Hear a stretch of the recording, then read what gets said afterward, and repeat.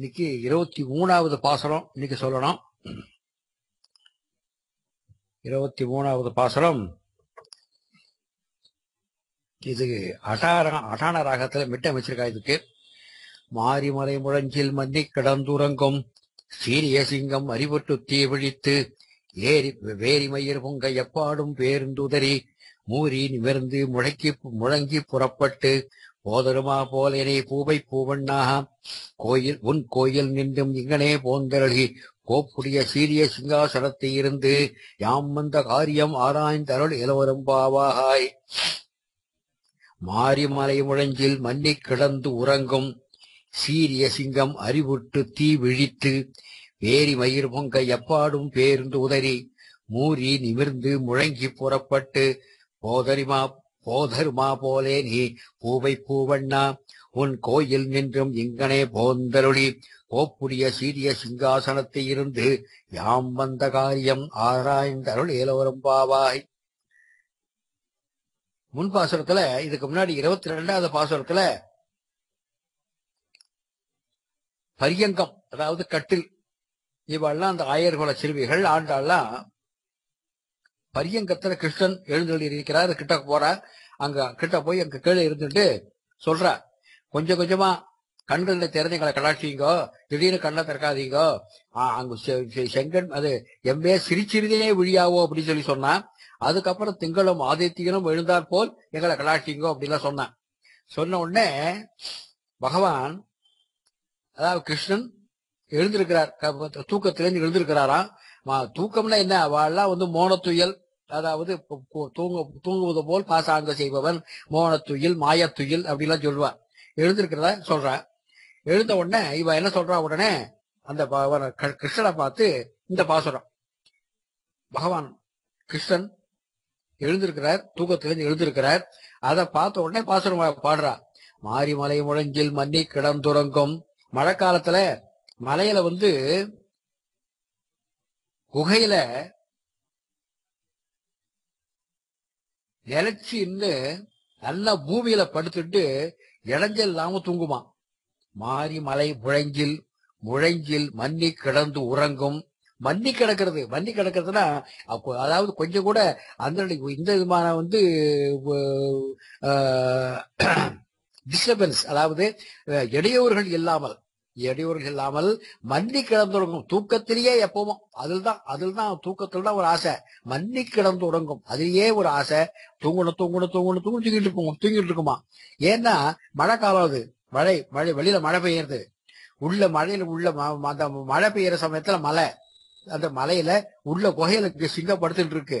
வெளியில மழை ஜில்லுன்னு இருக்கும், உள்ளுக்குள்ள குகை கொஞ்சம் கதகதப்பா இருக்கும். அந்த சிங்கம் தூங்குறதுக்கு தூங்கிட்டு இருக்குமா.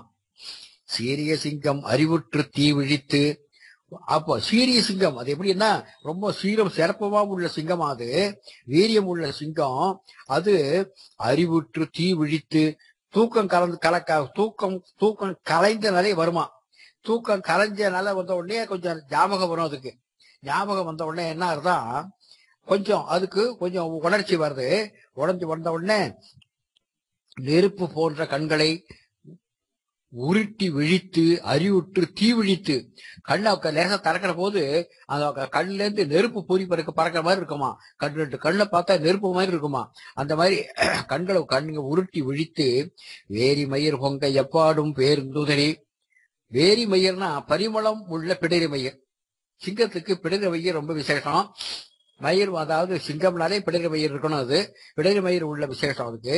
அது பரிமளம் கலந்து இருக்குமா. அது அந்த மயிர்களை சிரித்துட்டு அதை உதறிண்டு எல்லா சிங்கம் தன்னுடைய அவயவங்களை எல்லாத்தையும் அசைச்சுட்டு உடல்களை அசைச்சுட்டு என்ன செய்யுமா, மூரி நிமிர்ந்து முழங்கி புறப்பட்டு சோம்பலம் முறிக்குமா.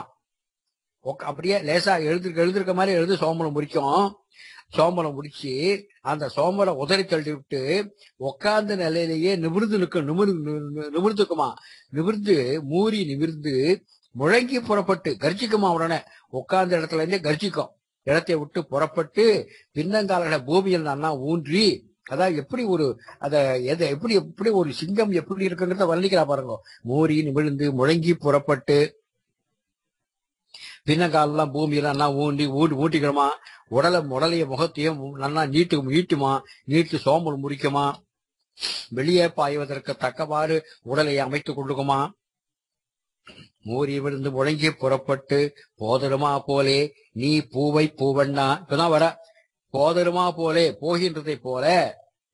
அது எப்படி வெளியே உடலைய முகத்தை நீட்டி முளைக்கிண்டு வெளியில வரத்துக்கு வருமோ, அப்போ போதருமா போலே நீ பூவை பூவண்ணாங்கிற கடைசியில காயாம்பூ நிறத்து கண்ணனே, சிங்கம் சோம்பல் முடிச்சுட்டு வரத போல உன் கோயில் நின்றும் எங்கனே போந்தருளி.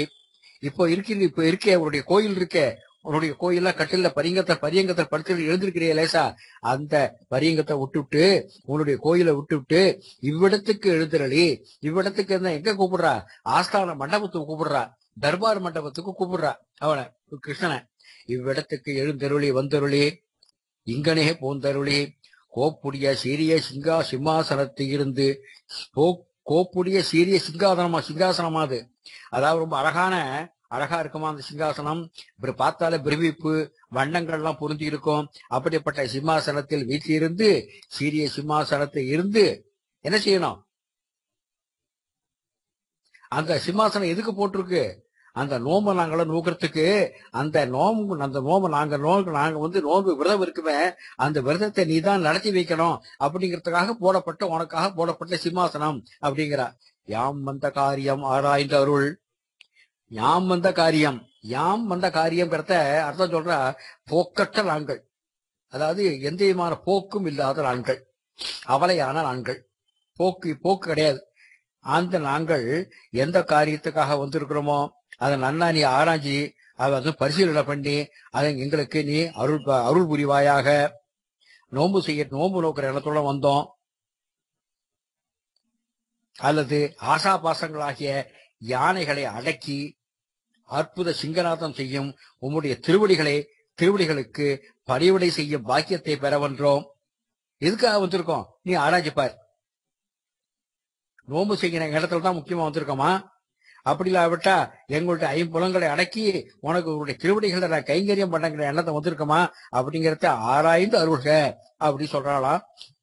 அதாவது இதுக்கு சிம்மவன் அகுப்தி நியாயம் அப்படிங்கிறா. சிம்மவன் அகுப்தி நியாயம் அப்படின்னாக்க, காட்டு இல்லாத இடத்துல சிங்கம் இருக்காது. சிங்கம் அந்த இடத்துல இருந்ததுன்னா அந்த இடம் காடாத்தான் இருக்கும். அது அத போல எங்க பக்தர்கள் இருக்காளோ அங்க பகவான் நிச்சயம் இருப்பான். பக்தர்கள் இல்லாத இடத்துல பகவான் இருக்க மாட்டான் அப்படின்னு மாதிரி சொல்றாங்க. இந்த பகவானுடைய அவதாரங்கள்ல இது நிருசம்ம அவதாரத்தை குறிக்கிறது, சாட்சாத் நிருசம்மம். அதுக்கப்புறம் ராமன் கிருஷ்ணர் சொல்றா. எப்படி சொல்றான்னா ராகவ சிம்மம் அப்படிங்கிறா.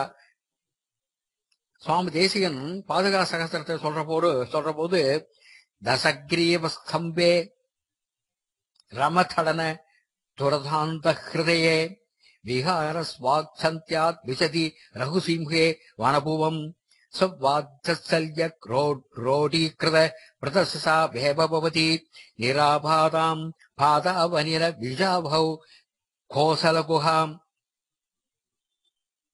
பாதுகா சகஸ்திரம் சொல்றார். பாதுகா சகஸ்திரத்துல சுவாமி தேசிகர் சொல்றார், கோசல குகையிலிருந்து வெளிப்பட்டானாம் ராமன். கோசல குகை, அதாவது கோசலை குகைனா கோசல ராஜ்யம், அந்த குகையிலிருந்து வெளிப்பட்டான்.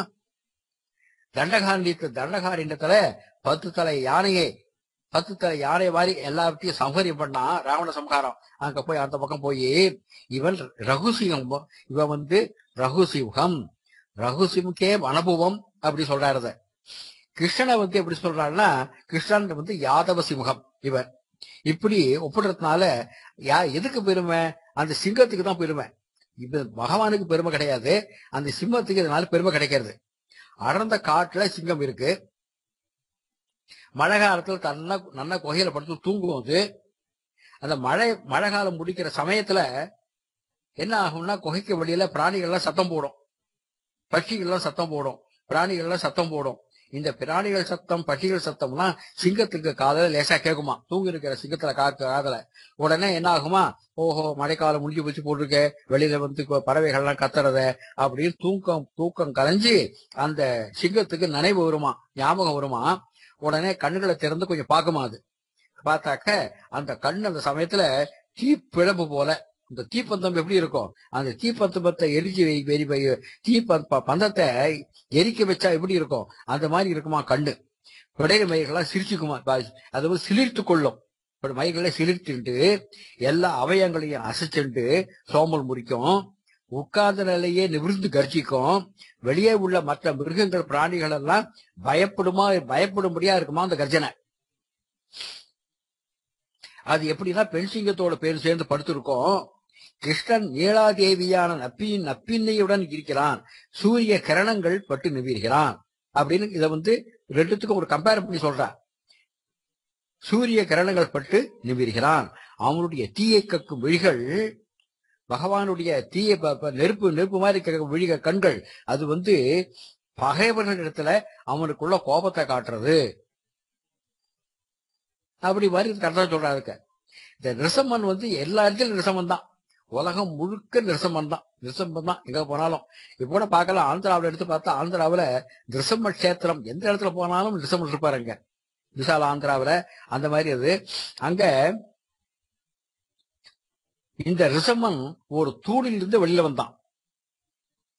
மீதி தூண்கள்லாம் இன்னும் ரிஷம்மன் இருக்கான். ரிஷப கர்ப்பம் இன்னும் ஒவ்வொரு தூண்லையும் இருக்கு அப்படின்பா.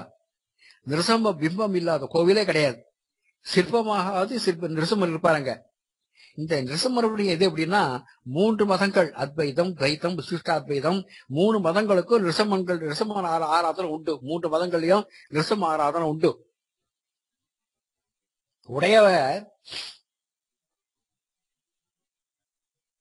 அவருடைய காலத்துல விசிஷ்டாத்வைத்தத்தை பரப்புறதுக்காக 74 பேரை நியமனம் பண்ணார். அந்த 74 பேருக்கு என்ன பேரு வச்சாருன்னா, அவர் 74 சிம்மாசானாதிபதிகள் அப்படின்னு பேரு வச்சார். இந்த நிருசம்ம அவதாரத்துல ஒரு குழந்தைக்காக இந்த அவதாரம், நிருசம்ம அவதாரம் ஒரு குழந்தை, பிரகலாதங்கிற ஒரு குழந்தைக்காக இந்த அவதாரம். அந்த குழந்தை வந்து பகவானை நீ வந்து அவதாரம் பண்ணணும்னு பிரார்த்திக்கல அந்த குழந்தை.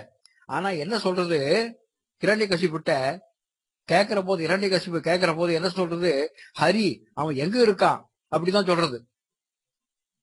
இரண்யகசிபு கேட்கிறான்.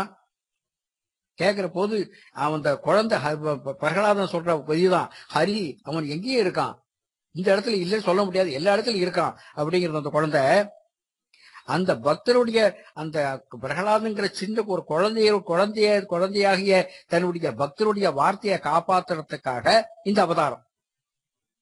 கம்பர் என்ன சொல்ற, பிரகலாதனை வந்து இரண்யகசிபோட பிரகலாதன் சொல்றானா, ஒரு சாணிலும் உளன் இந்த தூணிலும் உளன் அப்படின்றானாம் பிரகலாதன். இதுதான் சீரிய சிங்கம், சிறப்புடைய அப்படின்பா. இந்த சிங்கம் அறிவுற்றுனா தூக்கத்தை விட்டு இவ்வுலகத்துக்கு, இந்த உலக நாய் வருது, கொஞ்சம் ஞாபகம் வருது அதுக்கு. அறிவுற்று அறிவை வந்து எப்படி, இது எப்படின்னா பக்தனுடைய கூக்குரல் பகவானை எழுப்புறது, பக்தன் போடுற சத்தம், பக்தன் சொல்ற அழுக கூக்குரல் பகவானை எழுப்புறது. துஷ்ட அரசர்களால உடல் எங்கும் நோவு ஏற்படுறதா பூமி பிராட்டிக்கு, பூமிக்கு. அந்த பூமி பசுவேஷம் தரித்து அழுது தன்னுடைய கஷ்டங்களை பகவானுக்கு சொல்றான். இதை கேட்டு பகவான் என்ன செய்யறான், அந்த கடமையை எழுந்து விடுகிறான். இவன் சீரிய சிங்கம் நிருசம்மம். ஆதிசங்கரர் சொல்ற இந்த சகஸ்ரநாமம் இருக்க, சகஸ்ரநாமம் முழுக்க நிருசம்மனை பத்தி தான் சொல்றதுங்கிறார் அவர் ஆதிசங்கரர். நிருசம்மனுடைய 1000 நாமத்தை தான் சொல்றது பகவான். எல்லாமே நிருசம்மனை பத்தி சொல்றதுதான் சகஸ்ரநாமம் அப்படிங்கிறான் அவர். வியாக்கியானம் விட்டுருக்க அவர். அந்த மாதிரி ஸ்ரீரங்கத்துல தாயார் சன்னதிக்கு நேரத்துல மேட்டு அழகிய சிங்கர் சன்னதி இருக்காங்க. அங்கதான் கம்பராமாயணம் அரங்கேற்றமாச்சு. அப்போ அந்த கம்பராமாயணத்துல ஹிரண்யன் வதைப்படலம் அதை வாசிக்கிற போது மேட்டு அழகிய சிங்கருடைய நிருசம்மனே அங்க எழுந்தருளி அதை அங்கீகரிச்சான. அங்கீகரித்த மாத்திரம் இல்ல, நானும் தானும் ராமனும் ஒண்ணுதான் அப்படிங்கிறத நேரிலேயே காட்டினான் அப்படி சொல்லுவாங்க. அங்க ஆதிசங்கரர் நிருசம்ம பக்தர். ஆதிசங்கரர் கராபலம்ப ஸ்தோத்திரம்னே போட்டிருக்கார். ஒரு இக்கட்டான ஆபத்தான சமயத்துல இந்த ஸ்தோத்திரம் பண்ணி அவர் வந்து நிருசம்னால காப்பாற்றப்பட்டவர் ஆதிசங்கரர். ஆண்டாள் வாரணமாயிரம் பாசுரங்கள் பாடிருக்க ஆண்டாள். அதுல லாஜஹோமம் இருக்கு. லாஜஹோமம் அதாவது பொறி இருக்கு பாருங்க, லாஜஹோமம். அதுல ஒரு பாசுரம், அந்த பாசுரத்தை சொல்ற போது அறிவுகன் அச்சுதன் அப்படிங்கிற இந்த ராஜஹோமம் என்பது கைப்பிடித்த கணவனுடைய ஆயுள் விருத்தியை பிரார்த்திக்கும் பாசுரம் அப்படின்பா. இதுல சொல்றா ஹரிமுகன் அப்படிங்கிறா, அச்சுதன் அப்படிங்கிறா. இதெல்லாம் உதாரணமா சொல்றா நீங்க நிருசமனுக்கு. இப்படி சீரிய சிங்கத்தினுடைய பெருமையை சொல்லி முடிப்பதற்காக சொல்லணும்னு வச்சுக்கோ. நிருசம அவதாரத்தை பத்தி சொல்லணும்னு வச்சுக்கோ. நமக்கு ஒரு பூரண ஆயுஷ்னா 100 வயசு இருந்தா கூட போராது. அவ்வளவு நிருசமனுடைய பராக்கிரமம், நிருசமனுடைய ஸ்தோத்திரம், நிருசமனுடைய பெருமை சொல்லிட்டே இருக்கலாம். அந்த மாதிரி இது எப்படின்னா, சிங்கம் குகையிலிருந்து எழுந்து வருவதை போல, போதரமா போலே பூவை பூவண்ணா காயாம்பூ நிற மேனியனவன் உன் கோயில் நின்றும் இங்கனே போந்தருளி, உன் கோயிலை விட்டு இங்க எழுந்துடணும், உன்னுடைய நட அழகிய நாங்க பார்க்கணும், தரிசனம் பண்ணணும். உன் கோயில் நின்றும் இங்கனே போந்தருளி, அந்த இடத்த விட்டு இங்க வா அப்படி கூப்பிடுறா. நீ வரும்போது எப்படி நடந்தா வருவ, அந்த நட அழக நாங்க தரிசனம் பண்ணணும். இந்த நடையில என்னென்ன தெரியும், என்ன தெரியும்னா ரிஷபத்தினுடைய வீடு தெரியும். ஒரு இது ரிஷபம் இருக்க காளை மாடு, அதனுடைய வீரியம், மத்த கச்சத்தினுடைய யானையினுடைய மதிப்பு, புலியினுடைய வீரம், சிம்மத்தினுடைய சாமர்த்தியம், இதெல்லாம் தெரியும். அதுக்கெல்லாம் நாங்க தரிசனம் பண்ணணும். நடந்து வா, அந்த நடை இங்கனே போந்தருளி, அதெல்லாம் நாங்க தரிசனம் பண்ணணும், நடந்து வா. இந்த 3 சொல்லனே, இந்த 3 ரங்கநாதனுடைய நடை அழகளை இப்பவும் பார்க்கலாம். இப்ப போனா கூட சேவிக்கலாங்க.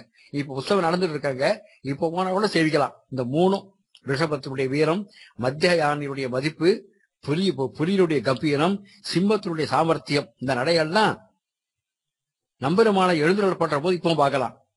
இந்த நடையில் பாதுகா சகசரத்துல சுவாமி தேசிகன் சொல்ற போது, ரங்கநாதனுடைய நடை அழகிய சேவிச்சு வாழ்க்கை பிறவையே கிடையாதுங்கிறார் அவர். அவ்வளவு நடை இங்கனே போந்தருளி போதருமா போலே நீ பூவை பூவண்ணா, இதெல்லாம் அர்த்தம்.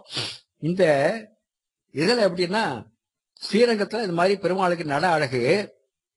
காஞ்சிபுரத்துல என்னன்னா கொடை அழகு. காஞ்சிபுரம் கொடை, கருட சேவையில கொடை பிடிச்சிட்டு கொடை போடுறா பார்க்க பெருமாளுக்கு, அந்த கொடை அழகு. ஸ்ரீரங்கத்துல நட அழகு. திருப்பதியில வடை பிரசித்தம். மேல்கோட்டை திருநாராயணருடைய முடி அழகு, மேல அவருடைய கிரீடம் அழகு. இப்படிதான் சொல்வா. ஸ்ரீரங்கம்னாலே அது நாட்டிய ஸ்தானம், ரங்கம்னாலே நாட்டியம் ஆடுற இடம், அதனால அங்க நடை அழகு அப்படின்னு சொல்வா. கோப்புடைய சீரிய சிங்காசனத்தை இருந்து, கோப்புடையன்னா அழகியது. கண்ணா, படுக்கையில் இருந்துட்டு என்ன காரியமா வந்தீங்கன்னு கேட்காத. நாங்க வந்த காரியத்தை நீ சொல்ற பதில் எப்படி இருக்கணும்னா, நீ சொல்ற பதில் படுக்கையில படுத்து சொல்லக்கூடாது. அது படுக்க வார்த்தையா போயிடும். படுக்கை வார்த்தைக்கு அது தனியா வழக்கம் நிறைய இருக்கு. படுக்கை வார்த்தையா போயிடும். உன் பேச்சு வீடாகாமல் இருக்கணும்னாக்க எப்படி இருக்கணும்னா, சமுத்திரக்கரை வார்த்தையா இருக்கணும், தேர்தட்டு வார்த்தையா இருக்கணும். அத போல நீ இப்ப சொல்ற வார்த்தையே எங்களுக்கு பயனுள்ளதா இருக்கணும். அதனால நீ சிங்காசனத்துல வீட்டிலிருந்து சொல் அப்படிங்கிறாளாம். யாம் வந்த காரியம் ஆராய்ந்த அருள், உன்னுடைய திருவடியில கைங்கரியம் செய்யணும் அப்படிங்கிற எண்ணத்தை தவிர வேறு எந்த பலனையும் விரும்பாமல் வந்திருக்கோம் நாங்க. அதனால எங்களுடைய செயலை ஆராய்ந்து அருள் புரிவாயாக. எங்களுக்கு நன்மை எதுவும் தெரியாது, தீமை எதுவும் தெரியாது. இதெல்லாம் பிரிச்சு பாக்குறதுக்கு எங்களுக்கு அறிவு கிடையாது. அப்படி இருந்தாலும் உன்னை நாங்க அண்டி வந்திருக்கோம். இந்த உன்னை நாங்க அண்டி வந்திருக்கிறதுனால எங்களுக்கு எது நன்மையோ அதை ஆராய்ச்சி செய்வாயாக. யாம் வந்த காரியம் ஆராய்ந்த அருள். முன்னாடி சொன்னாலும் இல்லையோ, சென்று நாம் சேவித்தால் ஆவாவென்று ஆராய்ந்த அருள்னு, அந்த மாதிரி இங்க யாம் வந்த காரியம் ஆராய்ந்த அருள் அப்படி சொல்றோம். சிம்மாசனத்துல உட்கார்ந்ததுக்கு அப்பதான என்னுடைய பிரார்த்தனை நாங்க சொல்ல முடியும். அதை எப்ப சொல்லுவோம்னா, சிற்றஞ்சுருகாலைங்கிற 29வது பாசுரத்தை சொல்றோம். சமய சந்தர்ப்பம் வாய்க்கிற போதுதான் பிரார்த்தனை சொல்ல முடியும். அதனால அடுத்து 29வது பாசுரத்தை சொல்றோம் அப்படிங்கிறாளாம். இந்த யோக நித்திரை செய்கிற சிம்ஹம் பூமாதேவியோட கூட சென்ற பிரம்மாதி ருத்ரர்கள் தேவர்கள்லாம் அறிவுற்று இதை எப்படி சொல்வான்னா, யோக நித்திரை செய்யும் சிம்ஹம் பூமாதேவியுடன் கூட சென்ற பிரம்ம ருத்ராதி தேவர்களால் அறிவுற்று கம்ச சிசுபாலாதிகளை கொல்ல கருதி தீ விழித்து வேரி வயிறு பொங்க பலராமனையும் பலராமனாகவும் கண்ணனாகவும் ரூபம் அமைய தனது வெளுப்பு கருப்பு நிறங்களால் வாசனை வீசும் பிடரி வகைகளை விடுத்து அதனின்று அழகிய திருமேனி அமைத்து தன் படுக்கையான ஆதிசேஷனை பலராமனாக அவதரிக்க அவனை எடுத்து அனுப்ப உலகத்தை காக்க உபேட்சித்து இருக்காமல் அப்படின்னா அபேட்சித்துன்னு அர்த்தம். உலகத்தை காக்க அபேட்சித்து எண்ணம் கொண்டு உலகத்தை காக்க வேண்டும் என்கிற எண்ணத்தை கொண்டு அவதரித்தவுடன் தேவகி வசுதேவருக்கு தன் அவதாரத்தை கம்பீரமாக கூறி மதுரையிலிருந்து புறப்பட்டு கோகுலத்துக்கு எழுந்தருளியதைப் போல இப்போதும் நீர் நந்தகோபன் திருமாளிகையில் நப்பின்னை பள்ளி அறையாம் குகையில் இருந்து நப்பின்னையோடு மன்னி கிடந்து உறங்குவதை விட்டு இங்கு எழுந்தருளி சிங்காசனத்தில் அமர்ந்து நாங்கள் எதற்காக வந்திருக்கிறோம் என்று கேட்டு அதை ஆராய்ந்து அருள்வாயாக. இப்படி வியாக்கியானம் பண்றதுக்கு மாரிமலை முழஞ்சில் மன்னி கிடந்துருங்கிறதுக்கு இவ்வளவு எல்லாத்தையும் எங்க இருந்து எங்க ஒரு இது ஒரு சந்தர்ப்பத்தை ஏற்படுத்தி கொடுத்து வியாக்கியானம் பண்றா பாருங்க. அது இது இந்த பாசுரத்துக்கு சுவாபதேசம் மாரிமலை முழஞ்சில் புண்ணிய பாபங்களை விவரமாக சொல்லும், மழை வருஷிப்பதை போல சொல்லும் வேதங்களின் ரகசியமான உபனிஷத். மாரிமலை முழஞ்சில் உபனிஷத். மாரி அப்படின்னா பிந்து, க்ஷீரசமுத்திர ஜலம் அப்படின்னு அர்த்தம். அதில் உள்ள மலை முழஞ்சில் அப்படின்னா அதில் இருக்கிற ஆதிசேஷ பரியங்கம். மன்னி கிடந்து உறங்கும், மன்னி அதே வேலையாய் பிராட்டியுடன் கிடந்து நித்திரை செய்யும் யோக நித்திரை செய்பவன் சீரிய சிங்கம் ஸ்ரீமான் ஆன ஸ்ரீ லட்சுமி நரசம்மன். நரசம்மனிடத்தில் அறிவுற்று தீ விழித்து பூமி பிராட்டி தேவர்களோடு சேர்ந்து குறையிட்டவுடன் சங்கல்ப ஞானம் அடைந்து புத்தி விசாலித்து வேரி வயிறு பொங்க எப்பாடும் பேருந்துதே வாசனையுள்ள கேசத்தை உடைய அவருடைய கீர்த்தி பொங்கி எல்லா இடங்களிலும் பரவி நிஷித்தங்களை உதறி மூறி நிமிர்ந்து முழங்கி புறப்பட்டு நித்திய கர்மாக்களை செய்ய நெஞ்சை நிவர்த்தி கோஷமிட்டு போதருமா போலே நீ பூவை பூவண்ணா அப்படி கோஷமிட்டு வெளியே வந்து மலர்ந்த புஷ்பம் போன்று அளவில்லாத ஞானம் உடைய நீ.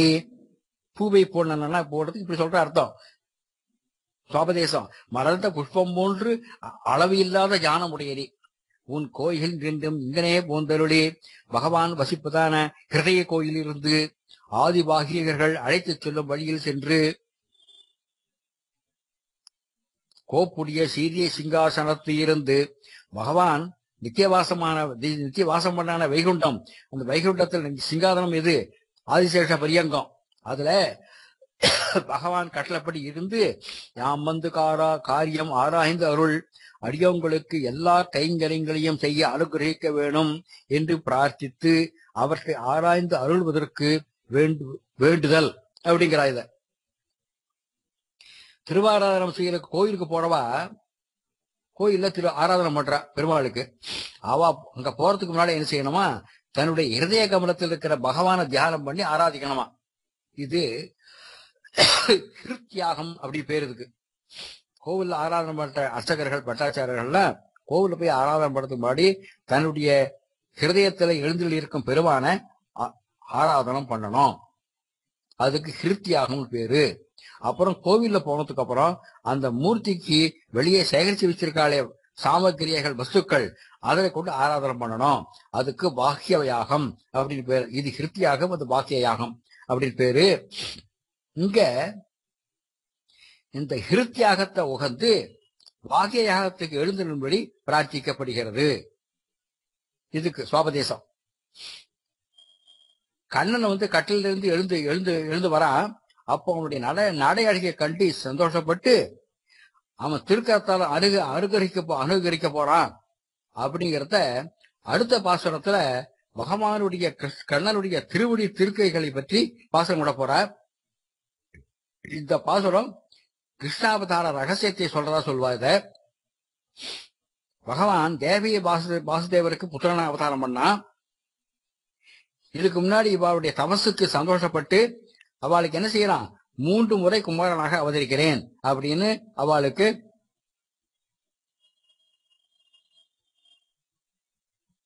அனுகிரகம் பண்றான். பகவான் நீங்கள் கவலைப்பட வேண்டாம் அப்படின்னு தைரியம் சொல்றான். அதே மாதிரி அவதாரம் ஆறுது. அவதாரம் ஆனதுக்கு அப்புறம் அங்கேயிருந்து மதுரையில இருந்து கோகுலத்துக்கு வரான். கோகுலத்துல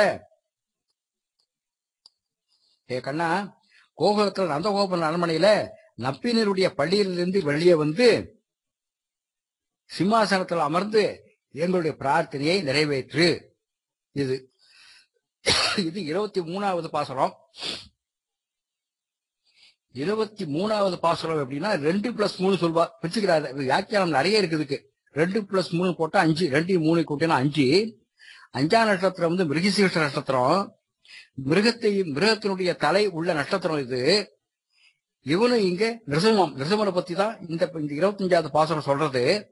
நரம் கலந்த சிங்கத்தை சொல்றது இது. அதனால இது வந்து சம்பர்க்க வித்யை அப்படிங்கிற. சம்பர்க்க வித்யைனா பிரம்ம வித்யை மொத்தம் 32 வித்யைகள் இருக்கு. அதுல சம்பர்க்க வித்யைன்னு ஒரு வித்யை. அது இந்த சம்பர்க்க வித்யைக்கு ரைக்வ வித்யைன்னு ஒரு பேரு. சம்பர்க்க வித்யை அல்லது ரைக்வ வித்யை அப்படின்பா. இந்த பிரம்ம வித்யை 32ல இது ஒண்ணும். ஜானஸ்ருதின்னு ஒரு அரசன் இருந்தான் அந்த காலத்துல. அவன் அன்னதானம் இந்த மாதிரி தானம் பண்றதுல ரொம்ப பிரசித்தி பெற்றவன் அந்த ராஜா.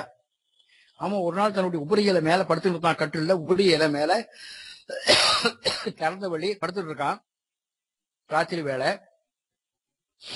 அப்ப அவனுக்கு மேல 2 அன்னபட்சி பறந்து போறது. 2 அன்னபட்சி பறந்து போறது என்ன செய்யுதுன்னா, முதல்ல ஒரு அன்னபட்சி பறந்து போறது, பின்னாலேயே இன்னொரு அன்னம் போறது. அந்த அண்ணன் கேட்கறதான், முன்னாடி போற அன்னபட்சி பார்த்து கேட்கறது, உனக்கு கண்ணு இல்லையா? ராத்திரிய பகலாக்க மாதிரி ஜானசுத்தியுடைய தேஜஸ் பிரகாசிக்கிறதே கீழே, அந்த தேஜஸ் உன்னை எரிச்சிடாதோ, இந்த மாதிரி அவன் மேலே நீ பறந்து போறியே அப்படின்னு பின்னால வந்த பல அன்னபட்சி கேட்கறது. உடனே முன்னால போற அன்னபட்சி பதில் சொல்லிட்டே போயிட்டு இருக்குது. என்ன இப்படி வந்து ரொம்ப புகழ்ந்து பேசுற? இவர் ரைக்வரா? வண்டியோடு இருக்கிறாரே அந்த ரைக்வரர் போல இவர் நினைச்சியா அப்படின்னு கேட்டுட்டே போறது.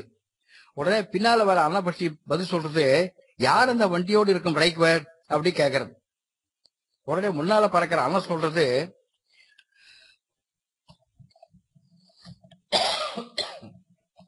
சூதாட்டங்கள்ல பல வகை ஆட்டங்கள் விட்டு சூதாட்டங்கள்ல பல வகை ஆடுவா. அதுல வந்து கிருதம்னு ஒரு ஆட்டம் இருக்கு. அந்த ஆட்டம் ஆடினா அதுல மீதி ஆட்டங்கள் எல்லாமே அதுல அடங்கி போயிடும். இந்த ரைக்குவரங்க அப்படிப்பட்டவர். உலகத்துல உள்ளவா செய்யற நல்ல செயல்கள் யாவும் இந்த ரைக்குவருடைய அறிஞ்சத்துல எல்லாமே அடங்கி போயிடும். இந்த அரசன் ஞானஸ்ருதிக்கு ரைக்வரி போட்டு பெருமை கிடையாது அப்படின்னு சொல்லிட்டு போயிட்டான். 2 அண்ணமும் போயிடுத்து. இந்த சம்பாஷணைய உபரியில படுத்து இருக்கிற ராஜா கேட்கறான், ஞானஸ்ருதி கேட்கறான். கேட்டதுக்கு அப்புறம் அவன் ராத்திரி தூக்கம் வரல. அவனுக்கு விடிய கிளம்புற எழுந்திருக்கிறான். தன்னுடைய அந்தப்புற காவலர்கள் எல்லாம் கூப்பிடுறான். இந்த ரைக்வர் எங்க இருக்கா, ரைக் போய் தேடி எடுத்து ஆயிரத்தி எல்லாரையும் அனுப்புறான். இவருடைய அந்தப்புற காவலர்கள் எல்லாரும் நாலாப்புறம் போற தேடி பார்த்துட்டு ஒத்துழை இல்லையே, அது மாதிரி இல்லையே திரும்பி வர. ராஜாவுக்கு கவலை, அதாவது பொறுக்கல, எப்படி இருந்துதானே அப்படின்ட்டு மறுபடியும் என்ன சொல்றான், மறுபடியும் பிறப்போம், மறுபடியும் போய் தேடுங்கிறான். அங்க போய் தேடுங்க, இங்க போய் தேடுங்கோ, பிராமணர்களா எங்க இருக்காளோ அங்க போய் தேடுங்கோ அப்படிதான் சொல்லி மறுபடியும் அனுப்புறான். இந்த காவலர்கள் மறுபடியும் போனா ஒரு இடத்துல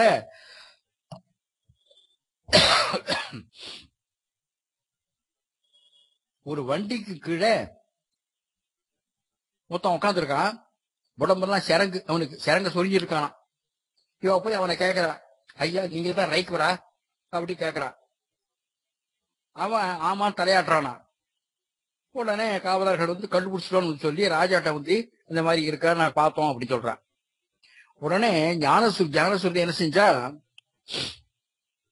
நிறைய பசுக்கள் குதிரைகள் இதெல்லாத்தையும் எடுத்துட்டான். எல்லாத்தையும் பின்னாடி வர சொல்லி இதெல்லாம் உபகாரமா கொண்டு போய் ரைக்வர்ட்ட கொடுத்து நமஸ்காரம் பண்ணி எனக்கு ஞானத்தை உபதேசிக்கணும் அப்படின்னு இப்ப கேட்கறான் ஒரு ராஜா. உடனே ரைக்வர் ஞான சுருதியை பார்த்தாராம், முறைச்சு பார்த்தாராம். பார்த்து விட்டு இதெல்லாம் உடனே இருக்கட்டும், எனக்கு ஒண்ணு வேண்டாம், நீ போ அப்படின்னு விட்டுறான். தீ மொத்துட்டான். அப்புறம் யோசனை பண்ணான், ஏன் இப்படி இவர் வேண்டாம்னு சொல்றாரு அப்படின்னு யோசனை பண்ணிட்டு என்ன செஞ்சானா, அவனே ஒரு ஊகம் பண்ணி இன்னும் நிறைய பசுக்கள் குதிரைகள் இதோட கூட தன்னுடைய பொண்ணையை அழைச்சுன்னு போய் இந்த பெண்ணை நான் கரிகாதாரம் பண்ணி கொடுக்குறேன், இந்த பசுக்கள் எல்லாத்தையும் நீங்க எடுத்துக்கணும், எடுத்துக்கிட்டு கிரகஸ்தாசிரமத்தில் வந்துடணும், நீங்க இப்போது எனக்கு இந்த சம்பர்க்க வித்தியை எனக்கு எனக்கு சத்து கொடுக்கணும், ஞானத்தை கொடுக்கணும் அப்படி கேட்கறான். கேட்டதுக்கு அப்புறம் அந்த ரைக்வர் ஒத்துக்கிறாராம். ஒத்துட்டு இந்த சம்பர்க்க வித்தியை அந்த ராஜாவுக்கு அவர் உபதேசிக்கிறார். இதுதான் சம்பர்க்க வித்தியை, ரைக்வ வித்தியன்னு சொல்றா. இது எப்படின்னா இதனுடைய அதாவது இதனுடைய அப்டிராக்ட் இதனுடைய அப்டிராக்ட் மீனிங் என்னன்னாக்க, சம்பர்க்கம் அப்படின்னா சேர்த்து சொல்றது. அக்னி, சூரியன், சந்திரன், வருணன் இதனாலும் வாயுவிடம் லயிக்கின்றன. எல்லாம் வாயு தேவன்ட்டு லயிச்சு போயிடுறது. வாயு சம்பரமகம், இந்த நான்கையும் தன்னுடன் சேர்த்துக்கிறது. வாக், சட்டு, ஸ்ரோதம், மனஸ் இந்த நாளையும் பிராணன் தன்னுடன் சேர்த்துக் கொள்கிறது. இது பிராண சம்பர்க்கம், அது சம்பரமகம், இது பிராண சம்பர்க்கம். வாக்கு, சட்டு, ஸ்ரோதம், மனஸ் இதனாலும் பிராணனோட சேர்றது. ஆக வாயு பிராணன் ரெண்டுமே சம்பர்க்கம். அங்க வாயு, இங்க பிராணன். பிராணனும் வாயு தானே. வாயு பிராணன் ரெண்டும் சம்பர்க்கம். வாயு சரீரம், பிராணன் அதுக்கு பரமாத்மா.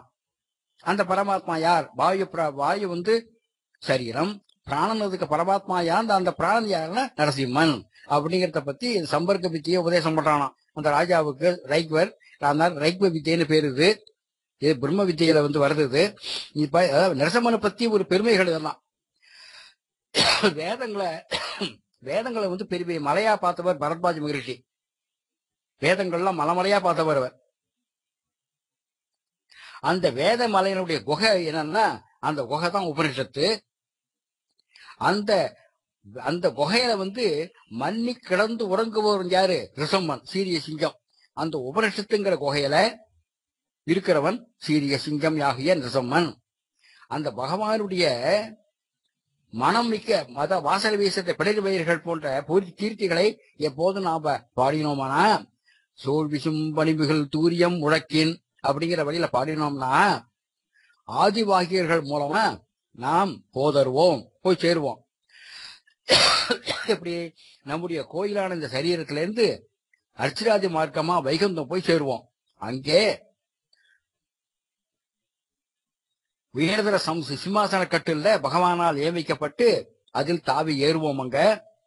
அங்க போய் நாங்க இல்லாத காரியத்துக்கு வந்த காரியத்தை ஆராய்ந்து அருள்வாயாக என்று பகவானை பிரார்த்திப்போம். கண்ணன் கட்டிலில் இருந்து எழுந்தருள அப்போது அவன் நடையழகை கண்டு அனுபவித்து அவன் தன்னுடைய திருக்கரங்களால் அனுகிரகிக்க போவதை அடுத்த பாசுரத்தில் சொல்கிறாள். அதாவது அடுத்த பாசுரம் திருவடி திருக்கைகளுக்கான பாசுரம்.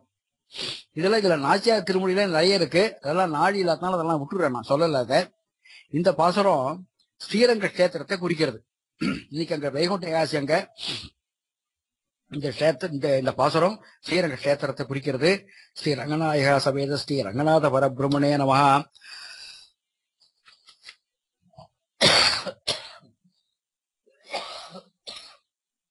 அடுத்த பாசுரம் வியாகட ராகம்.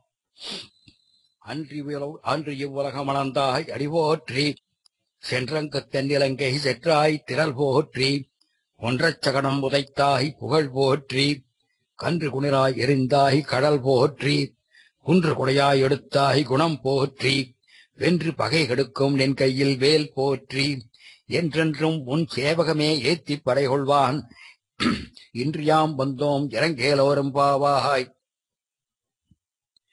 அன்றிய உலகம் வளர்ந்தாய் அடி போற்றி சென்றங்கு தென்னிலங்கை செற்றாய் திரள் போற்றி ஒன்றச் சகடம் உதைத்தாய் புகழ் போற்றி கன்று குணிலாய் எரிந்தாய் கடல் போற்றி குன்று குடையாய் எடுத்தாய் குணம் போற்றி வென்று வகை கெடுக்கும் என் கையில் வேல் போற்றி என்றென்றும் உன் சேவகமே ஏத்திப் பறை கொள்வான் இன்றியாம் வந்தோம் இறங்கேலோரம்பாவாய். இது திருப்பாவையில திருப்பல்லாண்டு பாசுரம் அப்படின்னு பெரியவா சொல்வா. இத மங்களாசாசன பாசுரம் அப்படின்னு சொல்வா. கண்ணுக்கு திருஷ்டி, கண்ணனுக்கு கிருஷ்ணனுக்கு திருஷ்டி வராம இருக்கிறதுக்காக, அதாவது கண் எச்சில் திருஷ்டி வராம இருக்கிறதுக்காக ஆட்சியர் சிறுவர்களுடைய சார்பா ஆண்டாள் செய்யும் மங்களாசாசனம் அப்படின்பா. இத ஆண்டாளுடைய திருத்தகப்பனார் பல்லாண்டு பாடினார் பகவானுக்கு.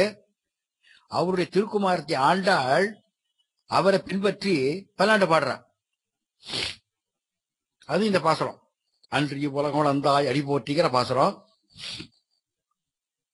இதற்கு முந்தைய பாசுரத்துல கிருஷ்ணன் பரியங்கத்திலிருந்து எழுந்து சிம்மம் மூலம் நடந்து வந்து ஆஸ்தான மண்டபத்தில் இருக்கிற சிம்மாசனத்தில், தர்பார் மண்டபத்தில் இருக்கிற சிம்மாசனத்தில் வந்து உட்கார்ந்துட்டான். இப்போ கண்ணன் அவனுடைய நடை அழகை பார்த்தா, அவனுடைய சௌந்தரியத்தை பார்த்தா ரொம்ப சந்தோஷப்பட்டா.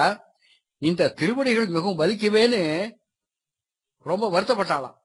நடந்து வந்த அழக பார்த்தவா இந்த திருவடி வலிக்குமே அப்படி சந்தோஷம் வருத்தப்பட்டு திருவடிகளுக்கு மங்களாசாசனம் செய்கிறார்களாம். இந்த பாசுரத்துல பரியங்கத்திலிருந்து ஆஸ்தான மண்டபத்தின் வரைக்கும் சிம்மாசனம் வரைக்கும் மிருதுவான பாதங்கள் நோவு பட்டிருக்குமே அப்படின்னு வந்து கலங்கி போயிட்டாளாம். அன்றிய உலகம் வளர்ந்தாய் அடிபோற்றி.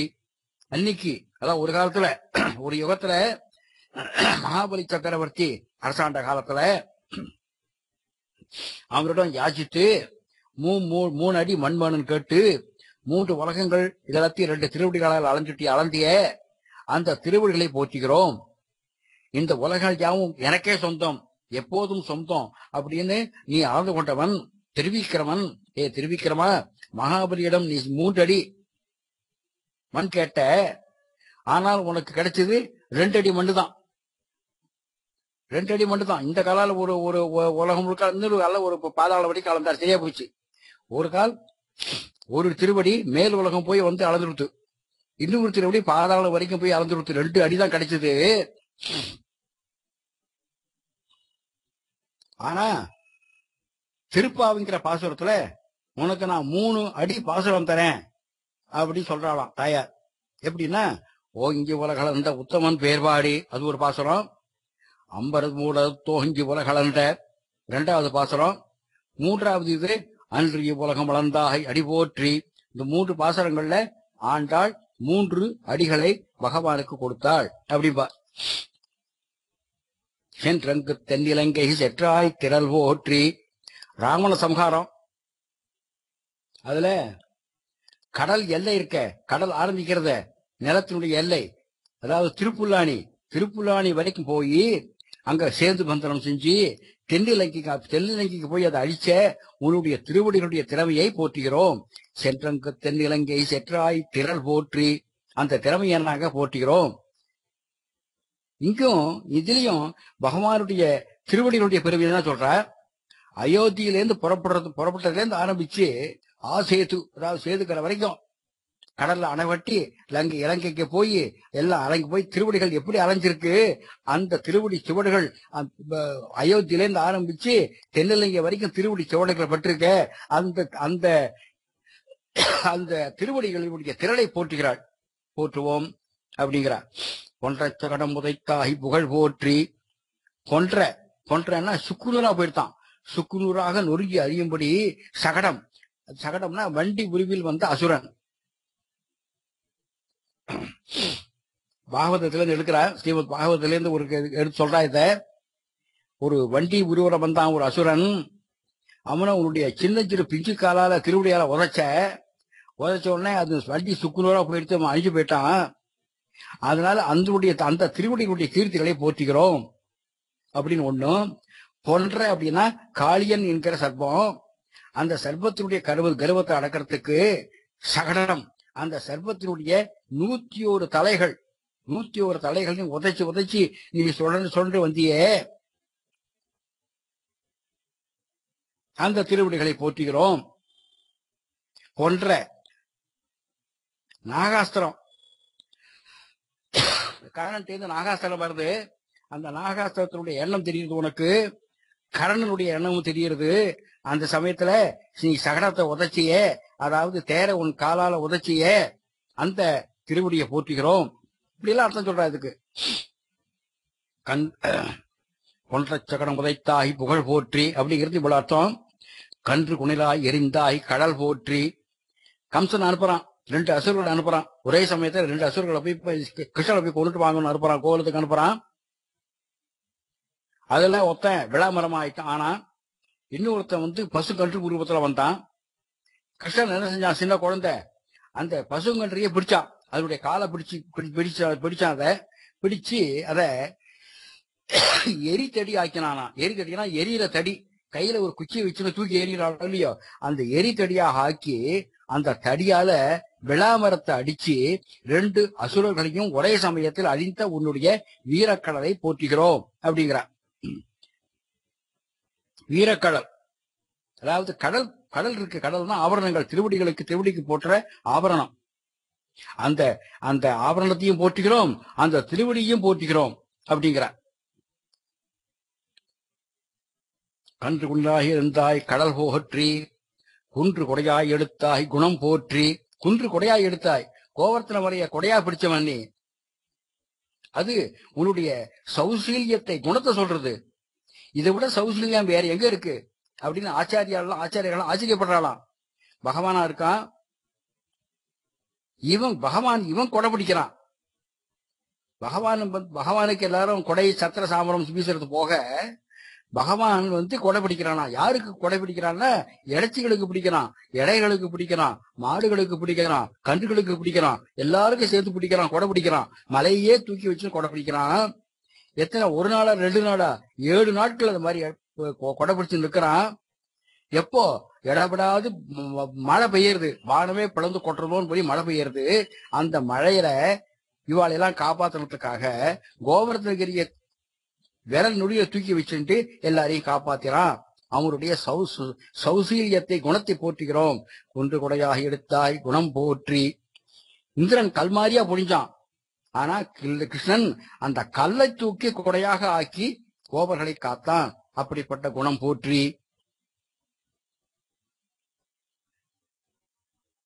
சங்கர பகவத் பாதாள் ஆதிசங்கரர் கிருஷ்ணனுடைய இந்த குன்று கொடையாக எடுத்தாங்கிற அதிசயத்தை என்ன சொல்றார், மனோஜ கர்ப்பமோசனம் அப்படிங்கிறார்.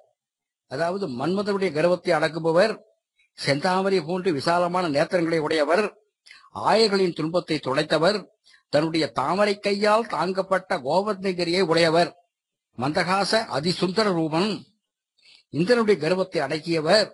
இப்படிப்பட்ட கிருஷ்ண கஜத்தை வணங்குகிறேன் அப்படிங்கிறார். கிருஷ்ண கஜத்தை வணங்குறாராம் அப்படின்னு ஆதிசங்கரர் சொல்றார். குணம் போற்றி. எல்லாரும் சக்கரவர்த்திக்கு கொடை பிடிப்பா. பகவான் சக்கரவர்த்திகளோட மேம்பட்டவன். இவ எல்லாருக்கும் சக்கரவர்த்தி. இந்த கண்ணன் ஆயர்களுக்கு கொடை பிடிக்கிறான். மலையை எடுத்து கொடையாக பிடித்தனுடைய குணம் போற்றி. குன்று கொடையாக எடுத்தாய் குணம் போற்றி. வென்று பகைகளுக்கும் என் கையில் வேல் போற்றி. விரோதிகளை ஜெயிச்சு அவளுடைய பகைமைங்கிற குணத்தை அழிக்கிறானா. அப்படிப்பட்ட இருக்கிற உன் கையில் இருக்கிற வேலை போற்றிக்கிறோம். பகைவர்களை அழிக்கல, பகைவர்களுடைய தன்மையான பகைமை தன்மையை அழிக்கிறானா பகவான். அந்த பகைமை தன்மையை அழிச்சா அவ பகவான் விட்ட பக்தராயிடுறா. அப்படிப்பட்ட அந்த பகைமை தன்மையை அழிக்கிறதுடைய அந்த வேல் போற்றி. வென்று பகை கெடுக்கும் நின் கையில் வேல் போற்றி. பகைவர்களை கெடுக்கல, அந்த பகையைத்தான் கெடுக்கிறது. நின் கையில் வேல் போற்றி. கிருஷ்ணனுடைய தாப்பரான் அதகோபன் கையில எப்பவும் வேல் வச்சுட்டு இருப்பாராம். அவர் குமாரனான நீ கிருஷ்ணா, நீயும் இந்த பகைவருடைய பகையை மட்டும் கெடுக்கும் வேலை கையில வச்சுட்டு இருக்க. வென்று பகைகளுக்கும் நின் கையில் வேல் போற்றி அப்படிங்கிறார். என்றென்றும் உன் சேவகமே ஏத்தி படை கொள்வான், இன்றியாம் வந்தோம் இறங்கு. எப்போ பார்த்தாலும் உன்னுடைய வீர செயல்களை சொல்லிட்டு இப்படிப்பட்ட உனக்கு சேவகம் பண்ணணும் அப்படின்ட்டு நாங்க வந்திருக்கோம், எங்களுக்கு கிருபை பண்ணு. வேற ஒருத்தருடைய சேவகத்துக்காக நாங்க வரல, உன் சேவகமே ஏத்தி பறை கொள்வோம். உனக்கு தான் சேவகம் பண்ணணும்னு ஒத்துருக்கோம், உனக்கு தான் கைங்கரியம் பண்ணணும்னு ஒத்துருக்கோம். அது மாத்திரம் இல்ல, இன்னைக்கு செஞ்சு விட்டு நாளைக்கு எங்களால செய்ய முடியாதுன்னு சொல்ல மாட்டோம். என்றென்றும் என்றென்றும் உன் சேவகமே ஏத்தி பறை கொள்வோம். பறை கொள்வான்கிற என்னன்னைக்கும் உனக்கு சேவகம் பண்றோம், உனக்கு நாங்க கைங்கரியம் பண்றோம். நாங்க வேற ஒருவரையும் ஸ்மரிக்கல, உன்னையே மனசுல நினைச்சிட்டு இருக்கோம். அதுக்காக உன்னையே மனசுல நினைச்சுன்னு வந்திருக்கோம். எங்களிடம் இரக்கம் கொள், கருணை செய் அப்படிங்கிறார். அன்றிய உலகம் வளர்ந்தாய் அடி போற்றி. சுவாமி தேசிகர் சொல்றார், மலர்வகள் கைவருட மலர்போதில் சிவந்தன.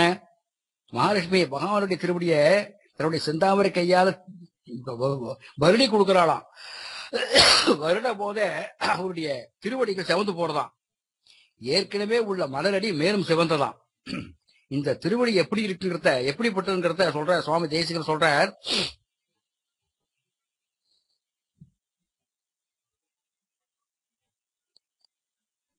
ஒரு மதி அன்பர் உளம் கவர்ந்தன, உலகம் அடங்க வளர்ந்து அளந்தன. ஒரு சடை ஒன்றிய கங்கை தந்தன, உலக படங்கள் அரங்கு கொண்டன. தருமம் உயர்ந்து இது என்ன நின்றன, தருமன் இறந்தது இசைந்து நின்றன. சகடம் புடைந்து கலங்க வென்றன, தமர்கள் அருந்தும் மருந்து என்பன. திருமகள் செய்ய கரங்கள் ஒன்றின, திகழ் தொலைவு உந்தும் மனம் கமழ்ந்தன. செழுமணி கொண்ட சிலம்பு இறங்கின, சிலை தனில் அன்று ஓர் அணங்கு உமிழ்ந்தன. அருமை அந்தம் அமர்ந்த பண்பின, அயன் முடிதன்னில் அமர்ந்து உயிர்ந்தன. அருள் தர எண்ணி ஐயந்தை வந்தன, அடியவர் மெய்யர் மலர்பதங்களே. திருவடி அடியவர் மெய்யர் திருவீந்திரபுரம் தேவநாதரை பத்தி சுவாமி தேசிகனுடைய பாசனம் அது. திருவடி அதாவது பரமேகாந்தனுடைய உள்ளத்தை கவர்க்கிறத, அப்படியே கவர்ந்து போறதான் அது. எப்ப பார்த்தாலும் தியானம் என்று கலந்து திருவடிய திருவுக்கிரமாவதாரத்துல சகல லோகங்களும் தனக்கு அடங்கி இருக்கிற மாதிரி செஞ்சிட மிகப்பெரிய அந்த திருவடி பெருசா ஓங்கி வளர்ந்தது. அந்த திருவடி எப்ப பார்த்தாலும் ஸ்மரிச்சுட்டு இருக்கா. சடையன் சொல்றாள அப்படி சொல்வா. பேசப்படும் சிவனுடைய பெரிய சடை முடியல தாங்கி சிவன் பரிசுத்தம் ஆவதற்காக கங்கையை அவதரிக்க வச்சது இந்த திருவடி. கிருஷ்ணாவதாரத்துல துஷ்ட நிகிரகம் செய்யறதுக்காக காளியன் என்கிற சர்வத்தினுடைய படங்களை தன்னுடைய நடன அரங்கமாக ஆக்கி கொண்டு நடனம் செஞ்சது இந்த திருவடி. சிறந்த உபாயம் இதுவேன்னு இந்த திருவடியை நிற்கிறது. இதுதான் சிறந்த உபாயம், பகவானை அடைகிறதுக்கு இதுதான் உபாயம் சொல்லிட்டு அந்த 2 திருவடிகள் நிற்கிறது. இந்த திருவடிதான் தர்மன் பிரார்த்திக்க துரியோதன தூது போனது. அசுரனுடைய சகட வடிவத்தை தூள் தூளாக செய்து வெற்றி கொண்டது இந்த திருவடிதான். சம்சார நோய் தீரத்துக்காக பாகவதர்கள் அருந்தும் மருந்தாக அமுதமாக உள்ளன இந்த திருவடிகள். பெரிய பிராட்டி தன்னுடைய தளிர் கைகளால் வருடும் போது அவற்றோடு கைகளோடு ஒன்று விட்டு இருக்கின்றன இந்த திருவடிகள். இந்த திருவடியில் எப்பொழுதும் திருத்துழாய் வாசனை இருக்கு. அப்படிப்பட்ட திருவடிகள் செழுமையான ரத்தனங்கள் பதித்த சிலம்புகளோட விளங்கிற திருவடிகள். ராமாவதாரத்துல கல் உருவத்துல இருந்த அகல்யை வெளிவரச் செய்தன இந்த திருவடிகள். அருமையான வேதாந்தங்கள்ல உள்ள உட்பொருளை இந்த திருவடிகள் விளக்கி சொல்றது. திருவிக்கிரம அவதாரத்துல பிரம்மலோகம் போய் போடுற போது பிரம்மா தன்னுடைய இந்த திருவடியை பூஜை பண்ணி தன்னுடைய சிரச சூடிக்கொள்ள அங்க ரொம்ப உயர்ந்து இருந்தது இந்த திருவடி. இத்தகைய திருவடிகள் அனைவரும் எக்காலத்திலும் அனுபவித்து உய்யுமாறு செய்ய திருவகேந்திரபுரத்தில் அவதரித்தன. எவை அடியவர்மையினுடைய மலர்பதங்கள் அப்படின்னு சுவாமி தேசிகன் சொல்றார். இந்த திருவடியை பத்தி சொல்ற போது திருமங்கி ஆழ்வார் காழி ஸ்ரீராம விண்ணகரம் அப்படின்னு சீராழியில எழுந்தருளியில பகவானை பத்தி ஒரு பாசனம் பாடுறார். அந்த பகவானுடைய அந்த பெருமாளுடைய பேர் தாடாளன் பேரு. தாடாளன் சீராழியில ஒரு குரலாய் இரு நிலம் மூ வடிவன் வேண்டி உலகனைத்தும் ஈரடியால் ஒடுக்கி ஒன்றும் தருகவென மாபலியை சிறையில் வைத்த தாடாளன் தான் அணைவீர் தக்க கீர்த்தி அருமறையின் திரள் நான்கும் வேள்வி ஐந்தும் அங்கங்கள் அவை ஆறும் இசைகள் ஏழும் தெருவில் மலி விழா வளமும் சிறக்கும் காழி சீராம வெண்டகரே சேர்வினீரே. திருமங்கையாழ்வாருடைய பாசனம் அது. திருமங்கையாழ்வார் எல்லா திவ்ய தேசத்துக்கும் போய் மங்களாசாசனம் பண்ணிருக்கார். எல்லா திருப்பதிகளையும் போயிருக்கார். அவர் மங்களாசாசனம் பண்ணாத இதுவே திருப்பதி திரு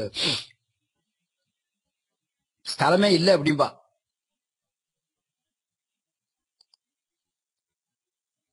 அப்படிப்பட்ட அவர் சீராடிக்கு வந்தார். சீராடிக்கு வரும்போது அவ சிஷியாள் இருக்கா இல்லையா, அவ என்ன சொல்வா, இவர் திருமங்கையாழ்வார் 4 கவி பாடுவதில் வள வரான். 4 கவியா, கவியில 4 கவி, ஆசு கவி, சித்திர கவி, மதுர கவி, விஸ்தார கவி. இந்த 4த்தையும் பாடுவாராம் கவிகள்ல. இவர் பாடல்கள் புனையிருந்தார்னா, பாடல்கள் புனைந்தார்னா இந்த 4 விதமாவும் அவருக்கு புனைய தெரியுமா. அதனால இவர் சிஷியர்கள் என்ன சொல்வாளா, வரபோது 4 கவி பாடும் பெருமாள் வந்தார், மத்த கஜ கண்டீரவ பெருமாள் வந்தார் அப்படின்னு விருதுகளை, இவருடைய விருதுகளை உறக்கமா சொல்லிட்டு வருவாளாம். முன்னாடி பின்னாடி திருமங்கையாழ்வார் வருவாராம். இந்த மாதிரி சீயாடியில அவர் பல்லக்கல போற போது, சீயாடியில போற போது இது மாதிரி சிஷியர்கள்லாம் முன்னாடி விருதுகள் சொல்லிட்டு போற போது எதிர திருஞான சம்பந்தர் வர, திருஞான சம்பந்தர் உடனே தடுக்கிறார். அவர் திருஞான சம்பந்தர் 4 கவி பெருமாள் அவன் தான் சொல்லணும்னா, நீர் இந்த சாதாரண விஷயமா ஒரு பாசுரம் பாடும், அப்பதான் ஒத்துப்பேன் அப்படிங்கிறாராம். அந்த சமயத்துல தான் திருமங்கையாழ்வார் இந்த பாசுரத்தை பாடினாராம். ஒரு குரலாய் இருநிலம் மூமடி வன்வேண்டி உலகனைத்தும் ஈரடியால் ஒடுக்கி ஒன்றும் தருகவென மாவலியை சிறையில் வைத்த தாடாளன் தாள் அணைவீர் தக்க கீர்த்தி அருமறையின் திரள் 4ம் வேள்வி 5ம் அங்கங்கள் அவை 6ம் இசைகள் 7ம். இந்த மாதிரி எல்லாம் சொல்றது முழுக்க இலக்கங்களா சொல்லிட்டு போறார். இதை பார்த்துட்டு அவர் திருஞான சம்பந்தர் இவரை நமஸ்காரம் பண்ணி தன்னுடைய கையில் இருக்கிற வேலை அவர்கிட்ட கொடுத்துட்டு போனாராம். அந்த வேலை தான் திருமங்கை கடைசி வரைக்கும் கையில வச்சிருந்திருக்கார். வேல் கலிகன்றி விரைத்துரைத்த பாவு தந்தமிழ் பால் பத்திவை பாடிட பாவங்கள் பயிலாவே அப்படிம்பார். வேல் கலிகன்றி, அவர் வேல் கலிகன்றி மாறனவர். அப்படிப்பட்ட திருமங்கை மன்னன் அவர் திருவடியை பத்தி பாட்டிருக்கார். அப்படி ஒரு குரல், ஒரு வாமன பூர்வம், இருநிலம், இருக்கின்ற இடங்கள் எல்லாம் பூமியில் வடங்களை அளக்கிறது, மூவடி மண், திருவடிகளால் 3 தடவை அளந்து எடுத்துக் கொள்வதாக சொல்லி உலகனைத்தையும் ஈரடியால் ஒடுக்கி எல்லா உலகங்களையும் தன்னுடைய இரண்டு திருவடிகளை அளந்து அதை தன்னுடைய ஆக்கி கொண்டு இன்னொரு அடி எங்கேன்னு கேட்டு மகாபலி சக்கரவர்த்தியை பாதாள லோகத்தில் வைத்தவன் தாடாளன் அப்படிங்கிறார். அந்த மாதிரி அன்னைக்கு பகவான் உலக அளந்தானே, அவனுடைய பெருமைய ஆழ்வார்களும் ஆச்சாரிகளும் பண்ணி பேசியிருக்கா. வேதம் சொல்றது திரிபதாபி சக்கரமே திரேதா நிசதே பதம் சம்மூடமஸ்ய பாகும் சுரே இப்படி சொல்லிட்டு போறது வேதம். இப்படிப்பட்ட திருவடிகளை தாங்கிற பாக்கியத்தை கேட்டான். ஆனா பரதனுக்கு பாதுகை எல்லாம் கிடைச்சது. பாதுகையை கொடுத்துட்டு ராமன் இந்த பாதுகை இல்லாம வெறும் மண்ணில நடந்து போனானா, தெலுங்கைக்கு நடந்து போனானா. அக்ரூர கண்ணனுடைய திருவடி தரிசனத்துல மயங்க போயிட்டார். சிலப்பதிகாரம் சொல்றது, அன்று இவ்வுலகம் அளந்ததையும் சென்று அங்கு தென்னிலங்கை செற்றதையும் சிலப்பதிகாரம் சொல்றது. மூவுலகும் ஈரடையால் முறை நிரம்பா வகை முடிய தாவிய சேவடி சேப்பத்தம்பியுடும் கான் புகுந்த சோபரனும் போர்மடிய தொல்லிலங்கை கட்டழிந்த சேவகன் சீர் கேளாத செவி என்ன செவியே, திருமால் சீர் கேளாத செவி என்ன செவியே. சிலப்பதிகாரம் இப்படி அன்று இவ்வுலகம் வளர்ந்தாய் அடிபோட்டிங்கிறது நிறைய சொல்றார். கண்ணன் சின்ன குழந்தை, அந்த குழந்தைக்கு விரோதிகள் இருப்பா, அவ இவனுக்கு ஏதாவது தப்பு, இவனுக்கு கெடுதல் பண்ணுவா அப்படிங்கிற எண்ணம் இல்லாத ஏதாவது சிறிய குழந்தை.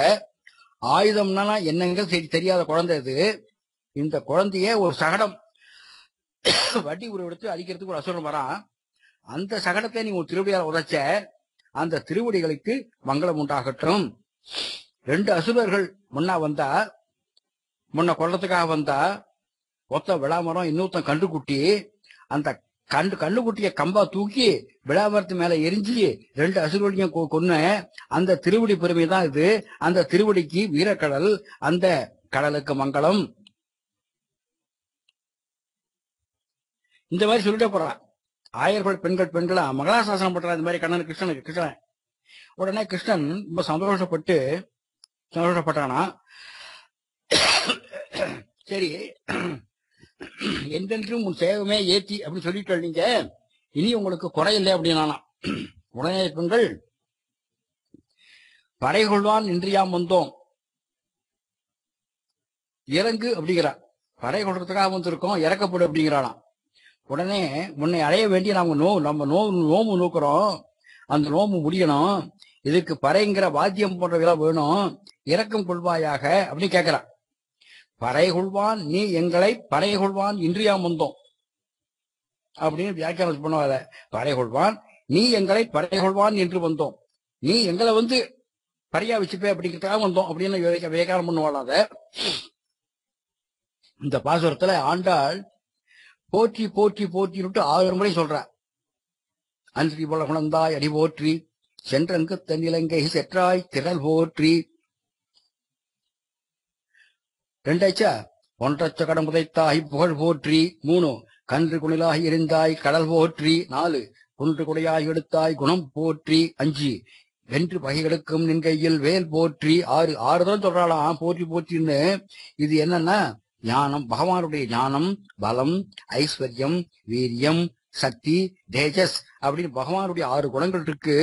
இவனுக்கு பகவானுக்கு ஷாட்குண்ய பரிபூர்ணன் பேரு. இந்த ஷாட்குண்ய பரிபூர்ணனை இந்த 6 தரம் போற்றி போற்றி போற்றி சொல்லி அவனை ஸ்தோத்திரம் பண்ற ஆண்டாள் அப்படி சொல்வார். அப்புறம் வியாக்கியான கர்த்தாக்கள்லாம் இப்படி சொல்வா, அர்த்தம் சொல்வா. அன்றி உலகம் வளர்ந்தாய் அடி போற்றி, இன்றியாம் வந்தோம் இறங்கேலோ, சென்று அங்கு தென்னிலங்கை செற்றாய் திரள் போற்றி, இன்றியாம் வந்தோம் இறங்கேலோ, பொன்றச் சகடம் புதைத்தாய் புகழ் போற்றி, இன்றியாம் வந்தோம் இறங்கேலோ, கன்று குடிலாய் எரிந்தாய் கடல் போற்றி, இன்றியாம் வந்தோம் இறங்கேலோ, குன்று குடையாய் எடுத்தாய் குணம் போற்றி, இன்றியாம் வந்தோம் இறங்கேலோ, வென்று பகைகளுக்கும் நின்கையில் வேல் போற்றி, இன்றியாம் வந்தோம் இறங்கேலோ, என்றென்றும் உன் சேவமே ஏத்தி பறை கொள்வான் இன்றியாம் வந்தோம் இறங்கேலோ அப்படின்னு நல்லா அன்னைக்கு நடந்தது, நாங்க இன்னைக்கு வரோம் அப்படி மாதிரி இந்த மாதிரி வியாக்கியானம் பண்ணுவா. இந்த பாசுரத்துக்கு சுவாபதேசம். இது சரணாகதியை சொல்ற பாசுரம். இது சரணாகதிக்கு 6 அங்கங்கள் இருக்கு. சரணாகதி பண்ணா சரணாகதிக்கு 6 அங்கங்கள் இருக்கு. என்னன்னா 6 அங்கங்கள்னா ஆனுகூல்ய சங்கல்பம். ஆனுகூல்ய சங்கல்பம்னா பகவானுக்கும் அவருடைய அடியார்களுக்கும் எப்பொழுதும் நான் அனுகூலமாகவே இருப்பேன், இது ஒரு அங்கம். பிராதிகூல்ய வர்ஜனம், பகவானுக்கும் அவருடைய அடியார்களுக்கும் நான் எப்பொழுதுமே எதிரியாக நடக்க மாட்டேன். 2. 3 மகா விஸ்வாசம், பகவான் எப்படியும் நம்மளை காப்பாற்றுவாங்கிற ஒரு அசைக்க முடியாத நம்பிக்கை பகவான் இருக்கணும், மகா விஸ்வாசம். 3 கோப்திருவ வரணம், பகவானே காப்பாற்றணும் அப்படின்னு பகவானை தவிர வேறத்தை எல்லாமே பகவானே காப்பாற்றணுங்கிறத பகவானை வேண்டது, கோப்திருவ வரணம். அப்புறம் கார்பண்யம், பகவானை அடையறதுக்கு எந்த வழியும் என்கிட்ட கிடையாது அப்படின்னு சொல்றது. 5. 6 பலத்தியாகம், ஆத்மா அதை காக்க வேண்டிய பொறுப்பு, அதனுடைய பலன் எல்லாத்தையும் நான் உங்ககிட்ட ஒப்படைச்சு விடுறேன், எனக்கு எதுவும் வேண்டாம். இதுக்கு சாத்விக தியாகம்னு பேரு, எல்லாத்தையும் உங்ககிட்ட கொடுத்து விடுறேன். இந்த மாதிரி 6 இந்த சரணாகதி சொல்ற பாசுரம். இதுக்கு 6 அங்கங்கள். இந்த 6 தான் 6 அடி போட்டின்னு சொல்றா அப்படின்பா. இது சுவாபதேசத்துல இத ஷடங்க யோகம் அப்படின்பா. 6 ஷடங்க யோகம் இது அப்படின்பா. பகவானுடைய ஆராதனத்துல இது மாதிரி 6 அங்கங்கள் உண்டு. முதல்ல மந்திராசனம் பெருமாளுக்கு, அப்புறம் ஸ்நானத்துக்கு ஆசனம், அப்புறம் அலங்காரத்துக்கு ஆசனம், அப்புறம் போஜனத்துக்கு ஆசனம், அப்புறம் புனர் மந்திராசனம், அப்புறம் பரியங்காசனம், இந்த மாதிரி எல்லாம் இருக்கு. இந்த மாதிரி 6 இதுலயும் 6 உண்டு. அன்று இவ்வுலகம் வந்தாய் அடி போற்றி. சிருஷ்டி காலத்துல இந்த எல்லா உலகங்களையும் படைத்து உன்னுடைய திருவடிகளில் சரணாகதி செய்து சந்தோஷப்படுவதற்காக சென்று அங்கு தென்னிலங்கை செற்றாய் திரள் போற்றி.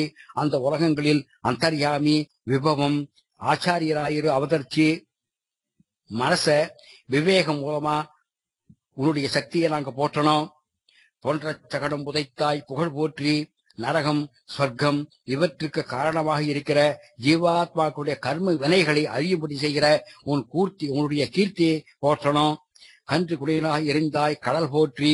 பாப புண்ணியங்களை அழிக்கிற புண்ணியத்தை அழிக்கணும். பாப புண்ணியங்களை அழிக்கிற திறமை பெற்ற உன் வீரத்தை நாங்கள் போற்றணும். குன்று கொடையாய் எடுத்தாய் குணம் போற்றி. வைகுண்டத்துல ஆதிசேஷனை கொடையாக கொண்ட உன்னுடைய குணங்களை போற்றணும். வென்று பகை கெடுக்கும் லிங்கையில் வேல் போற்றி. மோட்சத்துக்கு விரோதமாக இருக்கிறவைகளை அழிக்கிற உன்னுடைய சங்கல்ப செய்கைகளை நாங்க போற்றணும். அப்படி சொல்றதுக்கு என்றென்றும் உன் சேவகமே ஏத்திப்பறை கொள்வான். இப்படி எப்போதுமே உன்னுடைய கீர்த்தி வீரம் புகழ் திருக்கல்யாண குணங்கள் இது எல்லாத்தையும் நாங்க போற்றி போற்றி போற்றி கைகரியம் பண்ணணும். அதுக்கு இன்றியாகும் வந்தோம் இறங்கு. இன்றைக்கு நீங்க இருக்கிற இடத்துக்கு வந்திருக்கோம். உண்மை அடைஞ்சிருக்கோம். கிருபை செய்வீராக அப்படி சுவாபதேசம் சொல்வதுக்கு இதுல என்ன உலகங்களை எல்லாம் படைச்சு அதை ஈரடியால் அளந்து தன்னுடைய சொத்து ஸ்தாபித்தான பகவான் அவனுடைய திருவடியை சரணம் செய்யணும். உலகங்களை சுவாதீனமாக்கி அங்கு பல அவதாரங்கள் பண்றான். ஆச்சாரியர்கள் மூலமாகவும் ஜீவாத்மாக்களுடைய அசுர குணம் கொண்ட மனசை ஞானோபதேசம் பண்ணி மாத்துறான். மனசு ஞானம் அடைஞ்சதுக்கு அப்புறம் அதை அவன் நல்ல வழியில் நடத்துறான். மனசு நல்ல வழியில் போற போது நரகம் சொர்க்கம் அடையக்கூடிய கர்மாக்களை செய்யாம அந்த சகடம் அந்த வாழ்க்கையை அவன் நடத்திட்டு போறான். நம்முடைய வாழ்க்கையை அவன் நடத்துறான். இதனால மனசை அடக்கி சொர்க்க நரக மார்க்கங்களை நாம விட்டுவிட்டு பகவானுடைய திருவடிகளில் சரணம் அடைந்தால் நல்லது. அதற்காக நான் கிட்ட வந்திருக்கேன். ஆராய்ந்து அருள் அப்படின்பா. இது எப்படின்னா இது இந்த பாசனம் கோவர்த்தன கஷேத்திரத்தை சொல்றது அப்படின்பா. கோவர்த்தன கஷேத்திரம் ஸ்ரீ சத்யபாமா நாயிகா சமேத ஸ்ரீ கோவர்த்தன கிரிதாரி பரபிரம்மணே நமஹா. இதுக்கு அடுத்தது 25வது பாசுரம் சங்கராபரண ராகம். இது ஒருத்தி மகனாய் பிறந்து ஓரிரவில் ஒருத்தி மகனாய் ஒழித்து வளர கருக்கிலான் ஆகித்தான் தீங்கு நினைந்த கருத்தை பிழைப்பித்து கஞ்சன் வயிற்றில் நெருப்பெண்ண நின்ற நெடுமாலே உன்னை அரித்தித்து வந்தோம் பறை தருதியாகில் திருத்தக்க செல்வமும் சேவகமும் யாம் பாடி வருத்தமும் தீர்ந்து மகிழ்ந்தேலோரம் பாவாய். இதுக்கு முன்பாசுரத்துல கிருஷ்ணனை மங்களாசாசனம் பண்ண கிருஷ்ணனுக்கு சந்தோஷம். கேக்குறான், பனி அப்படியே பெஞ்சிட்டு இருக்கு இந்த மார்கழி மாசத்துல, விடியிருக்காரம்பர வேலை, ஆயர்வாழை பெண்கள் எல்லாம் எழுப்பி நந்தகோபன் யசோதை பலராமன் நப்பின்னை இது மாதிரி எழுப்பி என்னைய சிங்காசனத்தை உட்கார சொல்லிவிட்டு நாங்கள் மங்களாசாசனம் பண்ணிட்டு நீங்க சரி ரொம்ப சந்தோஷம். இதெல்லாம் செய்யறதுக்கு என்ன காரணம்னு கேட்கறான். கிருஷ்ணன் கேட்கறான், இந்த மாதிரி கேட்கறானா. அதற்கு ஆண்டாள் ஆயர் சிறுமிகளா பதில் சொல்றாளாம்.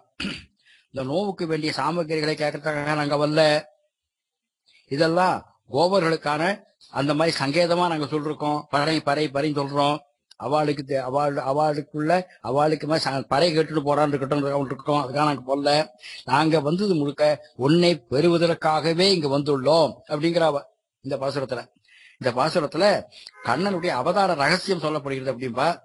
அஜாயமானோ பகுதா விஜாயதே வேதம் சொல்றது. இத்தியன்ன மரசா கிருஷ்ணனை பாடுற போது மற்ற தெய்வங்களோட நினைப்பே வரது கிடையாதான். கண்ணனிடமே மனசை லயிக்கிறது அப்படிங்கிறார் சுவாமி தேசிகன்.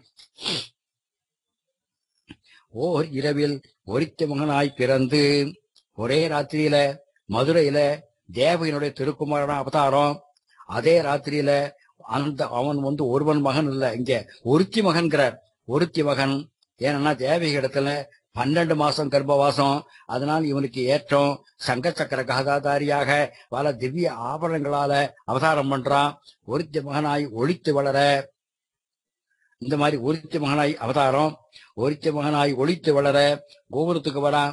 கோகுலத்துக்கு யசோதனுடைய அபிமான குமாரனாக மறைஞ்சு வளர்றாங்க. ஒருவருக்கும் தெரியாம வளர்றான்.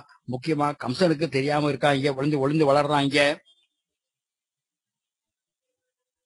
இந்த வசுதேவனுக்கு 7 மனைவிகள்.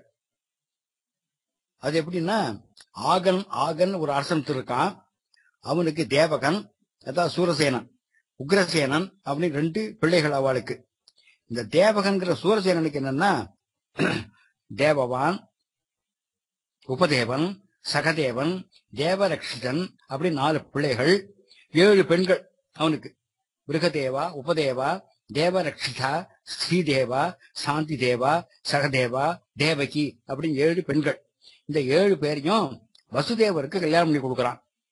இவளோட சேர்ந்து ரோகிணியும் இவருடைய வசுதேவருடைய மனைவி. இந்த மாதிரி இந்த வசுதேவருக்கு பல மனைவியர்கள். பகவான் தேவகியைத்தான் தன்னுடைய தாயார தேர்ந்தெடுத்தான். ஏன்னா அதுக்கு முன்னாடி கொடுத்த வாக்குறுதி, 3 ஜென்மத்துல நான் உங்களுக்கு பிள்ளையா பிறக்கிறேன் கொடுத்த வாக்குறுதினால தேவகியை தேர்ந்தெடுக்கிறான் ஒருத்தி மகனாய். இங்க தேவகன் சூரசேனுடைய நண்பன் இருக்கான், சிநேகிதன். அவன் பேரு குந்தியின் பேரு. அவனுக்கு சந்ததி கிடையாது. சூரசேனன் என்ன செய்யறான், தன்னுடைய புதல்வி பிரதா அப்படிங்கிருக்கா, அவளை அந்த குந்தியினுக்கு ஸ்வீகாரமா கொடுக்கறான். இவ குந்தியினுடைய ஸ்வீகார பெண்ணா ஆனதுனால இவ பேரும் குந்தியின் ஆயிடுத்து. இவதான் பாண்டு மகாராஜனுடைய மனைவி. அதனால குந்தி யாரு, குந்தி தேவி வசுதேவருக்கு சகோதரியா இருக்கா. அதனால குந்தி கிருஷ்ணனுக்கு அத்தையாரா அப்படிங்கிறது இதெல்லாம் இந்த வரலாறுல வருது. ஒளித்து வளர கம்சன் அந்த பெண் குழந்தைய கல்லில் மோதி கொடத்துக்கு முயற்சி பண்ற போது அந்த குழந்தை என்ன செய்யுது, கம்சனுடைய பிடியில இருந்து உதறி கீழே தள்ளி விடுத்தவன். அவனை உதச்சிட்டு மேல ஆகாசத்துக்கு போறது. ஹே கம்சனே, உன்னை கொல்ல ஒளிந்து வளர்ந்துட்டு இருக்கான் அப்படின்னு போயிடுது. ஒளித்து வளர ஒருத்தி பெற்றதாய், இன்னொருத்தி ஒளித்து வளர்த்ததாய். கர்ப்பவாசம் ஒத்திட்ட ஒளிந்து வளருவது இன்னொருத்தி இடம் உனக்கு கிருஷ்ணனுக்கு. வளர எப்படி வளர்றான் இவன்? வெண்ணெய் சாப்பிட்டு வளர்றான், பால் சாப்பிட்டு வளர்றான், நினைச்ச பொருள்லாம் சாப்பிடுறான், பல அதிசயமான செயல்களை செஞ்சு வளர்றான். வளரங்கிறதுக்கு இவ்வளவு அர்த்தம் சொல்ற. தரிக்கலான் ஆகித்தான் தீங்கு நினைந்த. இப்படி வளர்வது எப்படியோ அறிஞ்சுட்டான் கம்சன். அதை தரிக்கல, அதை செய்ய முடியலாமல. அதனால கண்ணனை எப்படியும் கொரோனா அப்படிங்கிறதுக்காக அவனுக்கு துரோகம் நினைக்கிறான்.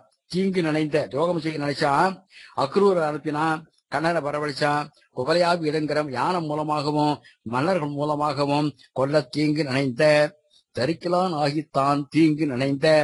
கருத்தை பிழைப்பித்து கஞ்சன் வயிற்றில், கஞ்சன்னா கம்சனுடைய எண்ணத்தை வீடாக்கி அவனுடைய வயிற்றில் நெருப்பென்ன நின்ற நெடுமாலே. அவன் வயத்துல நெருப்பு கட்டின மாதிரி இருக்கிறானா. இப்ப கிருஷ்ணனை பத்தி நினைக்கிற போதெல்லாம் வயத்துல நெருப்பு கட்டின மாதிரி இருக்கான் அவனுக்கு. வயிற்றில் அக்னியை போன்று நிலைத்து நின்ற பித்தனே.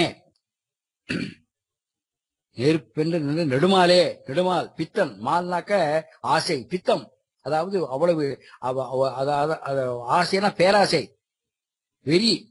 அந்த நெடுமால் மாலே அப்படின்னா ஆசை, அவ்வளவு ஆசை. நெடுமாலே அப்படின்னா அவன் பித்தனே. அண்டினவர்களிடம் பித்தாய் உள்ளவனே. அவரை யார அவனை அண்டினாலோ அவ்வாட்ட அவன் பித்தனா இருக்கானா. பித்தாய் உள்ளவனே.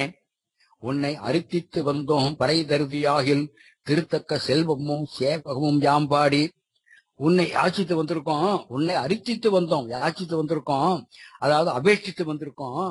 முன்பிறவைகள்ல நிறைய நல்ல காரியங்கள் செஞ்சிருக்கணும் நாங்க உன்னை அரித்திக்க. அதாவது உன்னை உன்னை யாச்சிக்கிறதுக்கே நாங்க முன்பிறவைகள்ல நிறைய புண்ணியம் பண்ணிருக்கணும், நல்ல காரியங்களை செஞ்சிருக்கணும். உன்னை அரித்தித்து வந்தோம். இங்க கண்ணனை உன்னைங்கிறா, உன்னை அரித்தித்து வந்தோம். தன் ஆசையால சொல்ற, அதாவது உன்னைங்கிறா. நிகழ்ந்த அவதாரங்கள்ல இதுதான் கடைசி அவதாரம். இது எப்ப பார்த்தாலும் நினைவில் இருக்கிற அவதாரம். அதனால அவ்வளவு ஸ்நேகம் வந்துடுறது. உன்னை அபேட்சித்து உன்னுடைய திருவுடைய வாரத்திற்கு வந்துள்ளோம். நாங்கள் அபேஷ்டித்த பறையை எங்கள் உத்தேசத்தை நீ தந்தால், பறைன்னா என்ன, எங்கள் உத்தேசம் வேற, அந்த ஆசைப்படத்தக்க மேம்பட்ட சம்பத்தையும் உன் வீர செயல்களையும் கீர்த்தனை செய்து வருத்தமும் தீர்ந்து மகிழ்ந்து கஷ்டம் நீங்க மகிழ்ச்சி அடைவோம். உன்னை அரித்தித்து வந்தோம் பறை தருதியாகில் திருத்தக்க செல்வமும் சேவமும் யாம்பாடி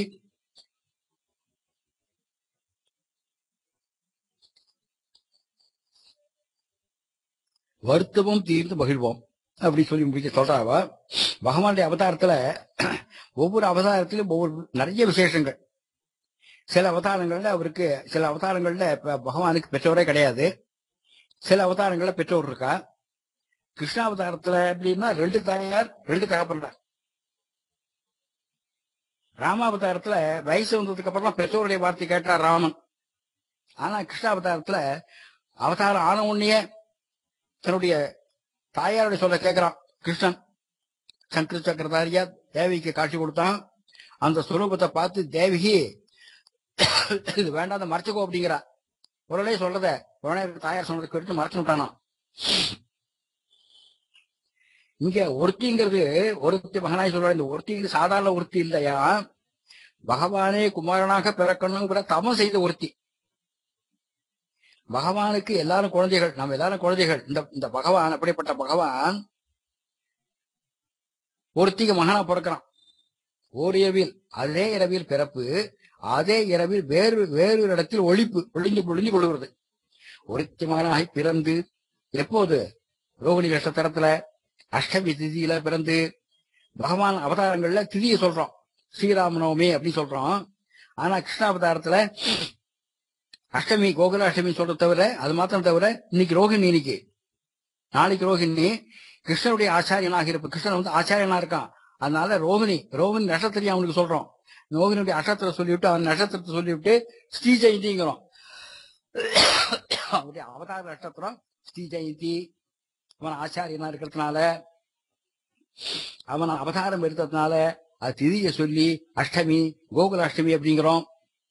இந்த கிருஷ்ணனுக்கு தான் 2 உண்டு. திதி நட்சத்திரம் 2லும் அவதார மகோத்சவம் கிருஷ்ணனுக்கு. இப்படி நீ ஒருத்தி மகனாய் பிறந்து இன்னொருத்தருடைய மகனாக ஒளிந்து வளர்ந்த நீ தருக்கிலான் ஆகி, நீ வளர்வதை செய்யாம தீங்கு நடந்த உன்னை கொலனும் நினைக்கிற கட்டணம் கொண்ட கருத்தை பிழைப்பித்த கஞ்சன் வயிற்றில் நெருப்பென்ற நின்று நெடுமாலே அந்த எண்ணத்தை வீணாக்கி கம்சனுடைய வயிற்றில் நெருப்பு போல எப்போதும் அவனை சுட்டுக்கொண்டே இருந்த கண்ணா அப்படிங்கிறார்.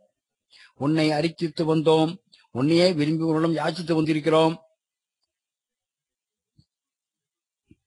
ஒரு சமயம் கிருஷ்ணன் பிருந்தாவனத்துல வேணுகானம் பண்ணானா, புல்லாங்குழல் வாசிச்சான்.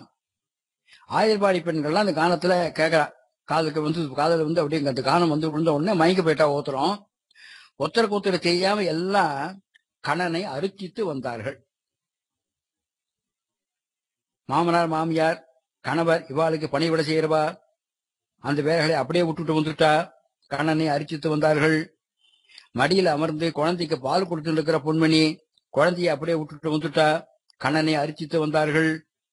சாப்பிட அமர்ந்த ஆயர்குல பெண்கள் கைகளை எல்லாம் அலம்பாம அப்படியே வந்தார்கள், அரிச்சித்து வந்தார்கள். ஆபரணங்களை அணிந்து கொண்டிருந்த பெண்கள் அவைகளை சரியாக அணியாமல் ஓடோடி வந்தார்கள், அரிச்சித்து வந்தார்கள். சில கோபிகைகள் மயங்கி காலில் அணிய சிலம்பை கைவழியாக அணிந்து கொண்டு கண்ணனை அரிச்சித்து வந்தார்கள். இப்படி எல்லாம் உன்னை அரிச்சித்து வந்தோங்கிறதுக்கு இப்படி சொல்றா. இப்படி எல்லாம் பார்த்த கிருஷ்ணன் கேட்கறானா, இப்படி ராத்திரி வேளையில துஷ்ட மிருகங்கள் நடமாடும் மனத்துக்கு காட்டுக்கு உங்க உற்றார் வீரர்களெல்லாம் விட்டுட்டு வந்து சரியில்லை அப்படின்னு சொல்றானா. அதுக்கு அவள் அந்த கோபிகைகள் சொல்றானா, ஆயபல பெண்கள் கண்கள்லேருந்து நீர் தாரதாரியா பெறுகிறதா. கண்ணா, நீ யசோதனுடைய புதல்வன் கிடையாது, நீ பகவான். எல்லா உயிர்களுக்கும் நீதான் அந்தராத்மா, எல்லாருக்கும் நீதான் அந்தராத்மா, நீதான் உஷ்டம், நீதான் எங்களுக்கு சுற்றம். அதனால உன்னையே அபேட்சித்து நாங்க வந்திருக்கோம்.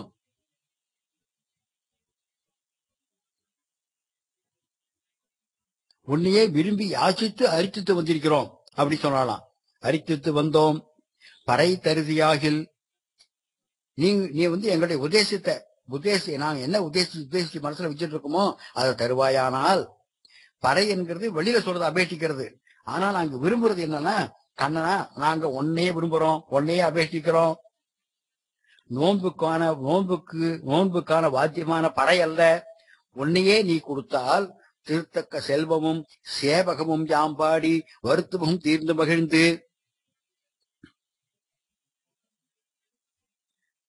திருத்தக்க செல்வமும், திருவாகிய மகாலட்சுமிக்கு தக்கதுன்னு மகாலட்சுமியை பாராட்டுறாளாம். பாராட்டுகிற செல்வம் யாரு? பாராட்டுகிற செல்வம் இல்ல, கைங்கரியம். திருத்தக்க செல்வமும் மகாலட்சுமி தக்கதுன்னு பாராட்டுற மாதிரி கைங்கரியம். திருத்தக்க மகாலட்சுமி இன்னொரு அர்த்தம் சொல்ற, திருத்தக்கன்னா மகாலட்சுமி அருகில் தங்கியிருக்க. திருத்தக்க செல்வமும், அதாவது மகாலட்சுமியும் நீயும் சேர்ந்து இருக்க, திவ்ய தம்பதிகளாக இருக்க.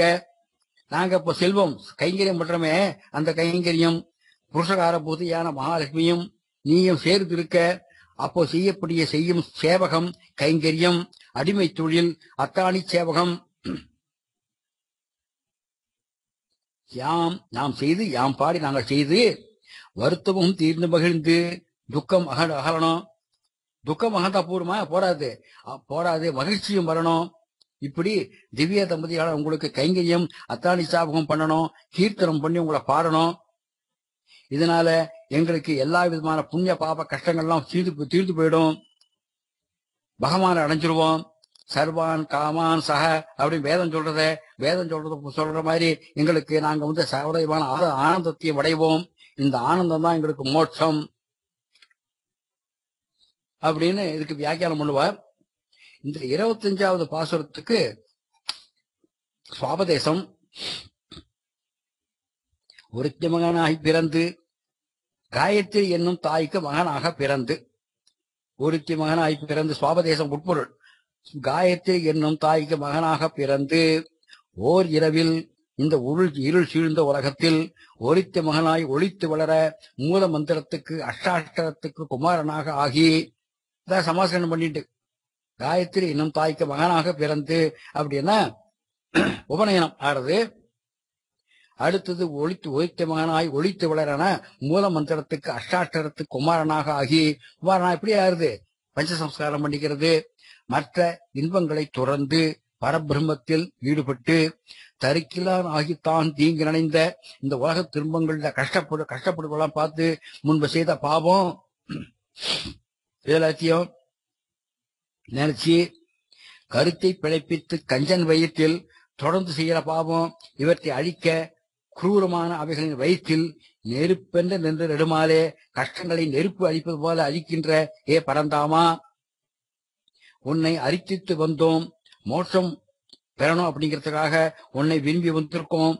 பறை தருதியாகில் மோட்சத்தை கொடுத்தால், இதுக்கு சுவாபதேசம். பறை தருதியாகில் மோட்சத்தை கொடுத்தால் திருத்தக்க செல்வமும் சேவகமும் யாம் பாடி வருத்தமும் தீர்ந்து மகிழ்ந்து. பிராட்டிக்கு தக்க செல்வனான உன்னையும் உனக்கு சேவை செய்பவர்களையும் பாடி. பகவானை சேவை செய்வர்கள் யாரு? நித்தியசூரிகள். அவளையும் பாடி துக்கம் நீங்கி ஆனந்தமாக இருப்போம். சம்சாரங்கிறது இருட்டு. இந்த இருட்டுல வாழறவாளுக்கு 2 தாய். யார் இருந்து பிறக்கிறாளோ அவ ஒரு தாய். அவ உடலை உண்ட பண்றதுக்கு இந்த தயார் காரணம். அதனால இந்த உயிர் உள்ள ஆத்மாவை இதுக்கு அறிவை கொடுத்து இதை பிறக்க செய்யறது காயத்ரி மந்திரம். இந்த மந்திர உபாசனையால் தான் அவனுக்கு இன்னொரு பிறப்பு வருது, அதான் உபநயனம்.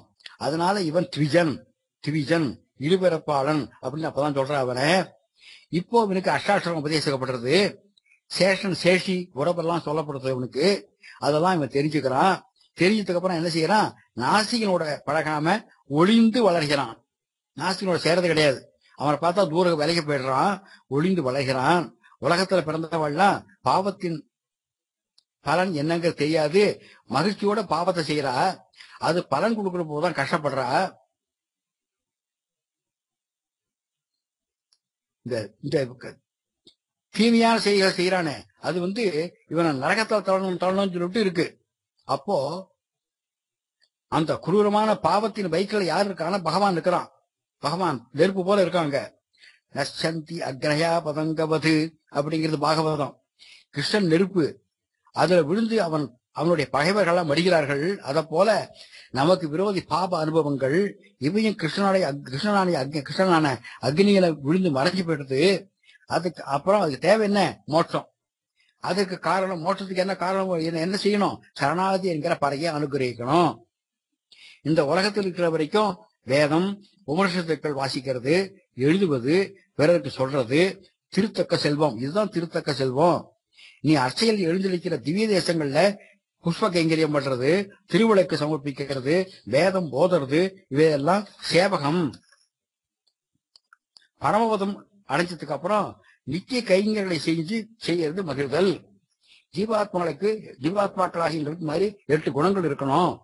என்ன குணங்கள்னா, பாகவதர்கள்ட்ட அன்பு இருக்கணும், அவளோட கூடவே இருந்து பூஜை பண்ணணும், பஜை பண்ணணும், தானும் ஆராதனம் பண்ணணும், தம்பம் இல்லாம இருக்கணும், பகவத் கதைகளை கேட்பதில் ஆசையோட ஆர்வத்தோடு இருக்கணும், அதை கேட்கிற போது அதிலேயே லயிக்கணும், எல்லா சமயங்களையும் பகவானே நினைக்கணும், பகவானிடம் எதையும் பிரார்த்திக்காம இருக்கணும். இப்படி எல்லாம் இருந்தா பக்தி வளரும். பக்தி வளர்ந்து போச்சுனாக்க பாபம் விலகும். பாபம் விலகி போச்சுனாக்க மோட்சம் சித்திக்கும். இந்த மோட்சம் சித்திப்பறதுனால இதுவரைக்கும் இருக்கிற வருத்தம் தீர்ந்து நித்திய சந்தோஷம் கிடைக்கும். அப்படிங்கிறதா இதுக்கு சுவாபதேசம். இது திருக்கண்ணபுரத்து எம்பெருமானை குறிக்கிறதா சொல்வா இந்த பாசுரம். ஸ்ரீ கண்ணபுர நாயிகா சமேத ஸ்ரீ சௌரிராஜ பரபிரம்மன் நமஹ. 3000 சுவாமி. சுவாமி சொல்லுங்க. சொல்லாமா? சொல்லுங்க. சரி, அடுத்தது 26வது பாசுரம். இது ஆரபி ராகத்துல சொல்வா. இத மாலே மணிவண்ணா மார்கழி நீராடுவான் மேலையார் செய்வனகள் வேண்டுமன கேட்டியேல் ஞாலத்தை எல்லாம் நடுங்க முரல்வன பாலன் அவண்ணத்துன் பாஞ்ச சஞ்சமே போல்வர்ண சங்கங்கள் பொய்ப்பாடுடையனவே சாலப் பெரும்பரையே பல்லாண்டு இசைப்பாரே கோல விளக்கே கொடியே விதானமே ஆயின் இலையாய் அருளேலோரும் பாவாய். சிம்மாசனத்துல கண்ணன் இருக்கான். கிருஷ்ணன் நடந்த கம்பீரத்தை சௌந்தரியத்தை பார்த்து 24வது பாசுரத்துல இவ சொன்னா. 25வது பாசுரத்துல உன்னதான் அபேட்சிச்சு வந்திருக்கோம் சொல்லிட்டா. இந்த பாசுரத்துல என்ன சொல்றான்னா, இதுல பகவான்கிட்ட கேக்குறா, சங்கு கொடு, பறை கொடு, பல்லாண்டு பாடுபவர்கள் எனக்கு வேணும், விளக்கு வேணும், கொடி வேணும், விதானம் வேணும் அப்படின்னு கண்ணட்ட கேக்குறா. இதுல இந்த பாசுரத்துல மாலே பக்தர்களுடைய அதிக வாத்சல்யம் உடையவனே, மணிவண்ணா நீல ரத்ன வடிவழக, மணிவண்ணன் நீல ரத்ன வடிவழகன் அவன் கிருஷ்ணன். உங்களுக்கு என்ன ஒண்ணு கேட்கறானா? சிம்மாசனத்துல உட்கார்ந்துருக்கான். மாலே மணிவண்ணா அப்படின்னு சரி, உங்களுக்கு என்ன ஒண்ணு கேட்கறான்? மார்கழி நீராடுவான், மார்கழி நீராட்டத்துக்காக முன்புக்காக சாமகிரிகளை கேட்கிறோம் அப்படின்னு கேட்கிறா சொல்றாளாம். உடனே கிருஷ்ணன் சொல்றானா, இதுக்கு சாஸ்திரம் உண்டோ? என்ன குறிச்சா நோம்பு நோக்கல, நீங்க எங்கிட்டயே கேட்கறல அது அப்படிங்கறத மனசுல வச்சுட்டு இதுக்கு சாஸ்திரம் உண்டோ அப்படின்னு கண்ணை கேட்கறானா. சாஸ்திரம் உண்டோ அப்படின்னா உடனே அவ பதில் சொல்றா, மேலையார் செய்வனகள் வேண்டுவன கேட்டியேல், பெரியோர்கள் முன்னோர்கள் அனுஷ்டித்த கிரியைகள் வேண்டுவன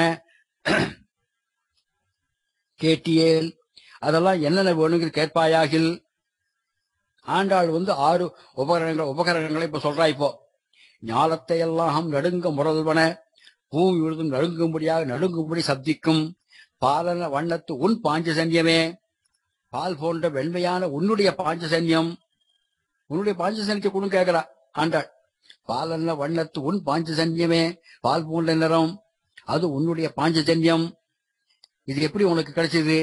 சாந்தி பிரி மகரிஷியில நீ குருகுர் வாசம் பண்ண. குருகுர் வாசம் முடிஞ்சதுக்கு அப்புறம் அவர் தன்னுடைய குழந்தைய கடலுக்கு போயிட்டு திரும்பி வர அந்த குழந்தைய மீட்டு கொடுக்கணும் கேட்டார். நீ அதுக்காக கடல்கிட்ட போய் அங்க பஞ்சஜனங்கிற அசுரன் இருந்தான். பஞ்சஜனன் அவன்கிட்ட சண்டை போட்டு அவனை சம்ஹாரம் பண்ண, அவன்கிட்ட இருந்த சங்க கைப்பற்றின. அந்த சங்கு தான் பாஞ்சஜன்யம். சங்கு கடல்ல பிறந்தது, பஞ்சஜனன் உடல்ல வளர்ந்தது, அது கண்ணன் கைக்கு வந்தது. கண்ணன் மதுரையில பிறந்தான், ஆயர்பாடியில வளர்ந்தான், துவாரகைக்கு வந்தான். நாமளும் தாயின் வயிற்றுல பிறக்கிறோம், பாஞ்சஜன்யத்துக்கு ஒப்பான பிரணவத்தின் மூலமா நமக்கு ஞான வளர்ச்சி வருது. பிறகு வைகுண்டத்துக்கு வரோம். இப்படி 3 பேருக்கும் ஒற்றுமை. இப்படிதான் வியாக்கியானம் பண்றா. பாலன்ன வண்ணத்துன் பாஞ்சஜன்யம், வெளிச்சங்கு. பாலன்ன வண்ணத்து பாஞ்சஜன்யம், வெள்ளை வெள்ளையனுக்கு பால் மாதிரி இருக்குது. இதில் ஒலியை கேட்பவர்களுக்கு சத்துவ குணம் வளரும். இந்த மாதிரியான சங்கினால் பகவானுக்கு திருமஞ்சனம் செய்து தீர்த்தத்தை அருந்தினால் மன சுத்தியாகும், ஞானம் வளரும். வலம்புரிச்சங்கு ஒலியை அதிகமாக ஏற்படுத்தும். இப்படிலாம் சொல்றா. பாலர்ண வண்ணத்துன் பாஞ்சசன்யமே போல் வல சங்கங்கள் பொய்ப்பாடு உடையனவே. அத போல சங்குகள் இப்படி இருக்கு. எல்லாரும் சங்கநாதம் பண்ணணும். எல்லாரும் சங்கநாதம் பண்ணணும். ஏதாவது ஒரு விரதம், அப்படி விரதத்துனா அது முதல்ல சங்கு ஊதியில் போவாள் இல்லையோ, அது மாதிரி அதுக்கு எனக்கு சங்குகள் வேணும். உன்னுடைய பாஞ்சசன்யத்தை கொடு. பெரிய பெரிய சப்தத்தை எழுப்புகிற சால பெரும் பறை வாத்தியங்கள், டமாரம் சொல்றாள் இல்லையோ, அது மாதிரி பெரிய டமாரங்கள் வேணும். இது எதுக்குன்னா புறப்பாட்டுக்கு வருகிறார் புறப்பாடு, பெருமாள் புறப்பாடாடுற போது டமாரம் அடிக்கிறாளோ இல்லையோ, அதனால பெரிய பெரிய வாத்தியங்கள் வேணும், புறப்பாட்டுக்கு வேணும்.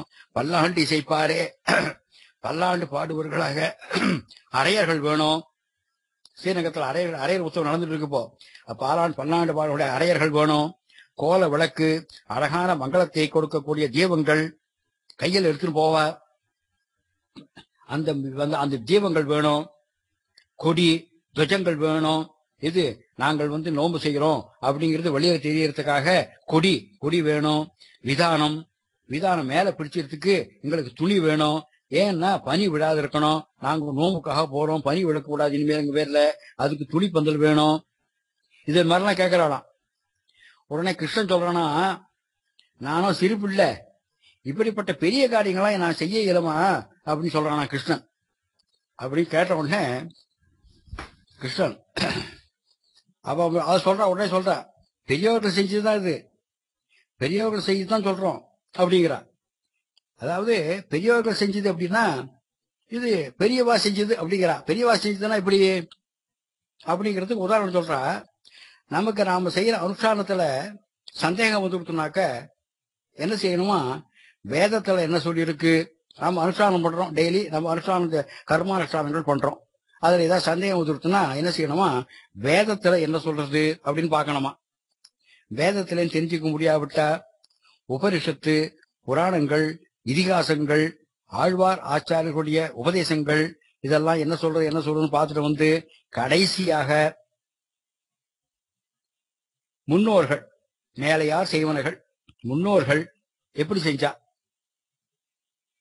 அந்த மாதிரி நீ அனுஷ்டானம் பண்றது அப்படிங்கிற சாஸ்திரம், செய்ய அப்படிங்கிறது சாஸ்திரம்.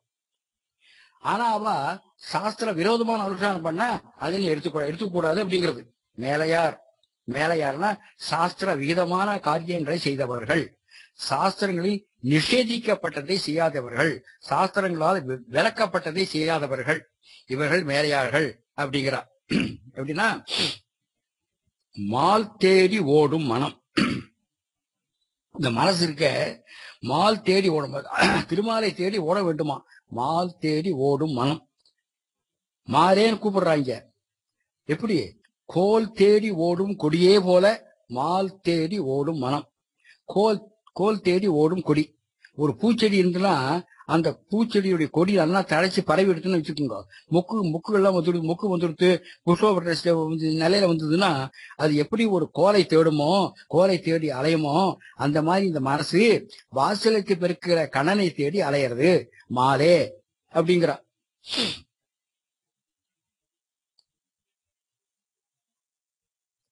மணி இருக்க, இது கையில வச்சிருக்க அளவுக்கு ஆபரணம். அது இதை சிறிய துளியில கூட முடிஞ்சு போட்டுடலாம். ஆனா அதை பிரிச்சோம்னா அதனுடைய அந்த பிரகாசம் இருக்க அதை நம்மள வாட்டி எடுத்துடும். பிரத்தையாருக்கு கொடுக்க மாட்டோம் அப்படிமோ. அப்படிப்பட்ட மணிவண்ணன், அப்படிப்பட்ட மணியை போன்ற திருமேனியை உடையவன் அப்படிங்கிறார்.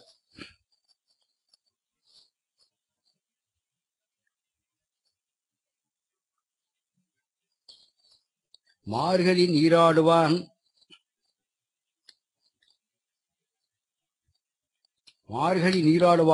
மார்கழி நோம்புக்காக நீராடுவான்னா அந்த நோன்பு செய்யறது, நோன்பு நூக்கிறது. மார்கழி நீராடுவான். மாலே மணிவண்ணா மார்கழி நீராடுவான் மேலையார் செய்வனர்கள் வேண்டுமென கேட்டியேன். மேலையார் செய்வனர்கள் பார்த்தோம். மகான்கள் சாஸ்திரங்களை விளக்கப்பட்டதை செய்யாதவர்கள் வேண்டுமென கேட்டியேன். அவர்கள் சாஸ்திரம் சொல்லபடி செய்வதை கேட்பாய். நீ கேட்டினாக்க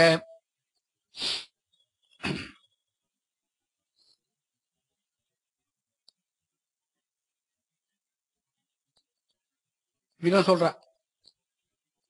உற்சவங்களை பார்த்தோம்னா அப்படிதான் இருக்கும். உற்சவங்கள் மகாமாடி உற்சவங்கள் பார்த்தா முதல்ல சங்கு இருக்கும், அப்புறம் பறைங்கிற பேரிகை ஒலி, அப்புறம் பிரபந்த கோஷ்டி, அப்புறம் தீபம், அப்புறம் துவஜம், அப்புறம் பகவானுக்கு மேல மழை வெயில் படாமறதுக்காக விதானம். இப்படிதான் கிரமம். இதத்தான் ஆண்டாள் கேட்கிறா. கோல விளக்கே கொடியே விதானமேன்னு கேட்கிறா. சங்கு ஒரு சங்கு சத்தம் கேட்டதுன்னா தூங்குறவா பக்கத்து கிராம மக்கள்லாம் எல்லாருக்கும் தெரியும்.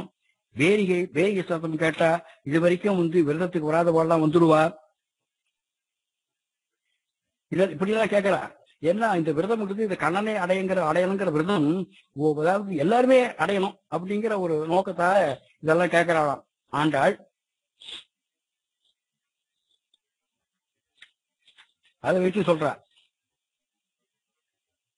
சால பெருமரியே பல்லாண்டு சிப்பாரே கோல விளக்கே கொடியே விதானமே கேட்டுவிட்டு ஆலின் இலையாய் அருளேலோ. ஆலின் இலையாய் அப்படிங்கிறா. அதாவது ஆலமரத்துடைய சிறிய இலையில் சயனித்து உன் திருவடியில் வாயில் வைத்து சுவைப்பாயே. ஆலின் இலையாயின்னு அவர் அர்த்தம் சொல்ற. ஆலமரத்துடைய சிறிய இலையில நீ சயனிச்சுட்டு இருப்ப. உன்னுடைய திருவடியை நீ உன் வாயில வச்சுட்டு அதை ருசி பார்ப்பையே. ஆலின் இலையாய் நீ சின்ன குழந்தை இல்லை. நீ உன்னால அருள முடியாது எதுவும் கிடையாது. சப்த லோகங்களையும் ஒரு கவளமாய் சாப்பிட்டுட்டு உன் திருவயிற்றில் அடக்கி வச்சிருக்க. பிரளய காலத்துல ஆலயங்களை மேல சயனிச்சுட்டு இருக்க, படுத்துட்டு இருக்க. அதனால இது உனக்கு ஏமாத்திரம். ஆலயம் கிளையாய். இந்த பிரளயத்தை பத்தி சொல்றா. பிரளயம்ங்கிறது 3 பிரளயம். ஆலயம் கிளையாய் பிரளயம் 3. நித்திய பிரளயம், நைமித்திக பிரளயம், பிராகிருத பிரளயம்னு 3 பிரளயம் இருக்கு. நித்திய பிரளயம்ங்கிறது நித்தியம் பொருள்கள் உண்டாடுது அழியிறது, பொருள்கள் உண்டாடுது அழியிறது நித்திய பிரளயம். நைமித்திக பிரளயம் அப்படிங்கிறது மனுஷர்களுக்கு 1 வருஷம். அதாவது இப்ப நைமித்திக பிரளயங்கிறதுக்கு என்ன சொல்றாங்கன்னா, மனுஷர்களுக்கு 1 வருஷங்கிறது தேவர்களுக்கு 1 நாள் கணக்கு. உத்தராயணம் நமக்கு உத்தராயணமா, தேவர்களுக்கு அது பகல். தட்சிணாயனங்கிறது தேவர்களுக்கு ராத்திரி வேலை. நமக்கு 360 வருஷம் ஆச்சுன்னா அது தேவர்களுக்கு 1 வருஷம். இது தேவமான வருஷம், தேவமானம் அப்படின்னு சொல்லுவா. நம்முடைய 360 வருஷம் அவளுக்கு 1 வருஷம் நடக்கு தேவர்களுக்கு. இந்த மாதிரி 12,000 வருஷம் ஆனா அதுக்கு பேர் சதுர் யுகம்னு பேரு. எப்படி? அதாவது சதுர் யுகம்னா என்னன்னா, கிருதயுகம் 4000 தேவமான வருஷம், திரேதாயுகம் ஒரு 3000 தேவமான வருஷம், துவாபர யுகம் ஒரு 2000 தேவமான வருஷம், கலியுகம் ஒரு 1000 தேவமான வருஷம். ஆக மொத்தம் 10,000 தேவமான வருஷம் வருது. அப்புறம் யுக சந்தி அப்படிங்கிறா. ஒரு யுகம் முடிஞ்சு அடுத்த யுகம் ஆரம்பிக்கிற நடுவில் யுக சந்தி. அதுல 4 யுகத்துக்கும் சேர்ந்து 2000 தேவமான வருஷம். ஆக மொத்தம் 12,000 தேவமான வருஷம். இந்த 12,000 தேவமான வருஷம் சதுர்யுகம் அப்படின்னு பேரு. இந்த மாதிரி 1000 சதுர்யுகம் கொண்டு இருந்ததுன்னா அது பிரம்மாவுக்கு பகல். இன்னொரு 1000 சதுர்யுகம் பிரம்மாவுக்கு ராத்திரி. இந்த 1000 சதுர்யுகத்துக்கு தான் கல்பம் பேரு. ஸ்வேதவராக கல்பே அப்படின்னு சங்கல்பம் பண்ணிக்கிறோமே, அந்த கல்பம்ங்கிறது இதுதான். 1000 சதுர்யுகத்தை சொல்றது கல்பம் சொல்லுவா. பிரம்மாவுடைய கணக்கப்படி பிரம்மாவுக்கு எப்படின்னா 100 வருஷம். இந்த மாதிரி 100 வருஷம் பிரம்மாவுக்கு ஆயுள்.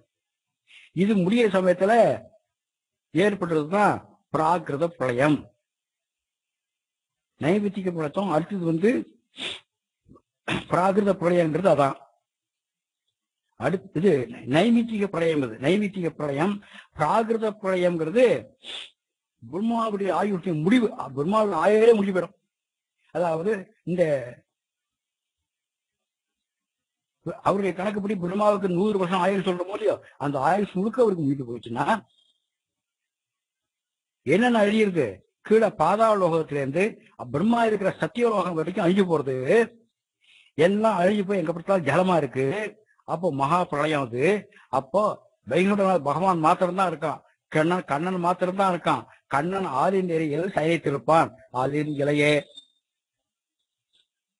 இது சொல்ற ஆளின் இலையாய் அப்படிங்கிற அருளியலோ அப்படிங்கிற. உடனே கிருஷ்ணன் சொல்றானா, சரி கொடுத்தேன் சொல்றானா. கொடுத்தேன்னு சொன்ன உடனே இவ திருப்பி கேக்குறா, நீ இல்லாம நாங்க எங்க போறது? உன்னை குறிச்சா நாங்க நோம்பு நூக்குறோம். நீ தானே எங்களுக்கு வேணும். நீ இல்லாம நாங்க எங்க போறது?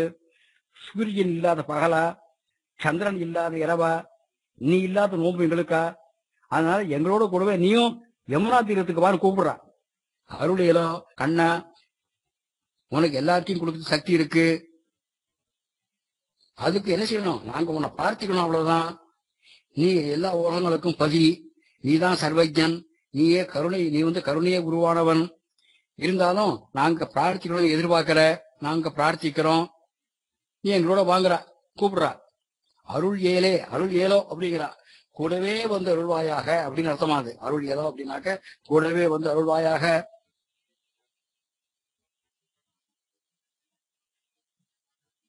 உனக்கு பாஞ்சஜன்யம் சங்கம், உனக்கு சாரங்கம்ங்கிறதான் பறை, உனக்கு ஜீவ அபிமானியானி, அதாவது ஜீவர்கள்லாம் ஜீவாத்மாங்க நம்மளா இருக்குமே, இந்த ஜீவ அபிமானியானது தான் கௌஸ்துபங்கிறது.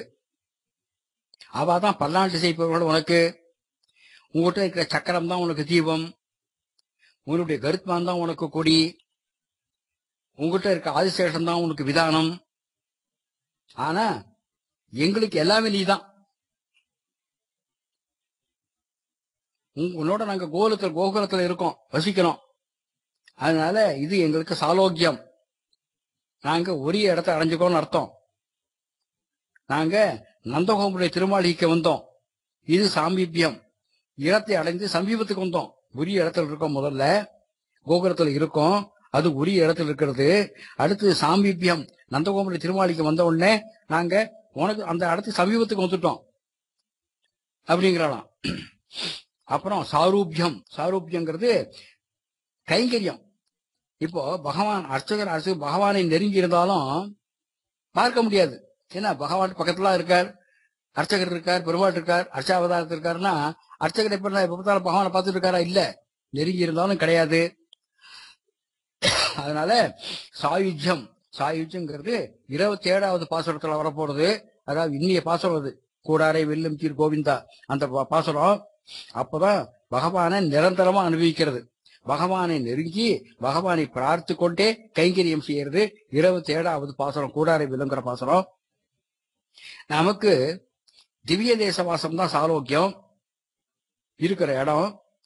கோயில் பக்கத்துல இருந்தோம்னாக்க அது சாமீபியம், பகவான் கிட்டக்கு இருக்கும். சத்திர சாமர கைங்கரியம் பண்ணோம்னா அதுதான் சாரூபியம், பகவானை கைங்கரியம் பண்றது. அப்புறம் பிரசாத ஸ்வீகரணம், அந்த கோவில்ல தீர்த்தம், சட்டாரி, புஷ்பம், துளசி இதெல்லாம் வாங்கிக்கிற மாதிரியோ அதுதான் சாயுஜ்யம். அப்படி மாதிரி இவ்வளவு சுவாபதேசம் சொல்வா இதுக்கு. இந்த பாசுரத்துக்கு சுவாபதேசம் தனியா இருக்குது. இவ்வளவு விளக்கங்கள் சொல்றா இதுல. இப்படி வியாக்கியானம் பண்ணுவாத. வெண்சங்கம்னா பாஞ்சசன்யம், பறையின பேரிகை, சாரங்கமாகிற வில், பல்லாண்டு இசைப்பவர்கள் நித்திய சீர்களோடு சேர்ந்த கைங்கரியம் மற்றவா. கோல விளக்குங்கிறது சக்கரம், கொடிங்கிறது கருட துஜம், விதானங்கிறது ஆதிசேஷன்.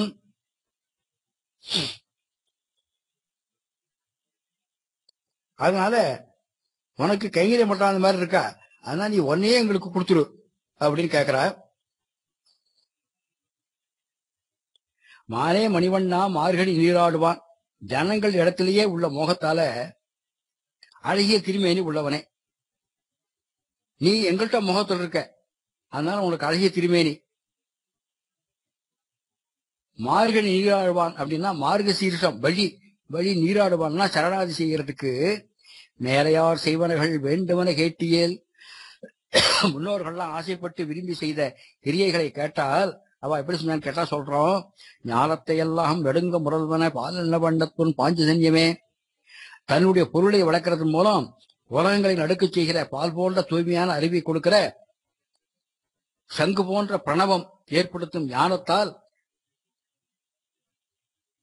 சங்கு என்ன ஞானத்தை கொடுக்கிறது, அந்த சங்கு போன்ற ஏற்படும் ஞானத்தால ஆனுகூல்ய சங்கல்பம் சால பெரும்பறையே சால பெரும் பறையே விசாலமாய் வேத கோஷத்தில் மூலமாக ஏற்படும் பிராதிகூல்ய வர்ஜனம் பல்லாண்டு இசைப்பாரே. பல காலமாக மகா விசுவாசம் உடையவர்கள் மூலம்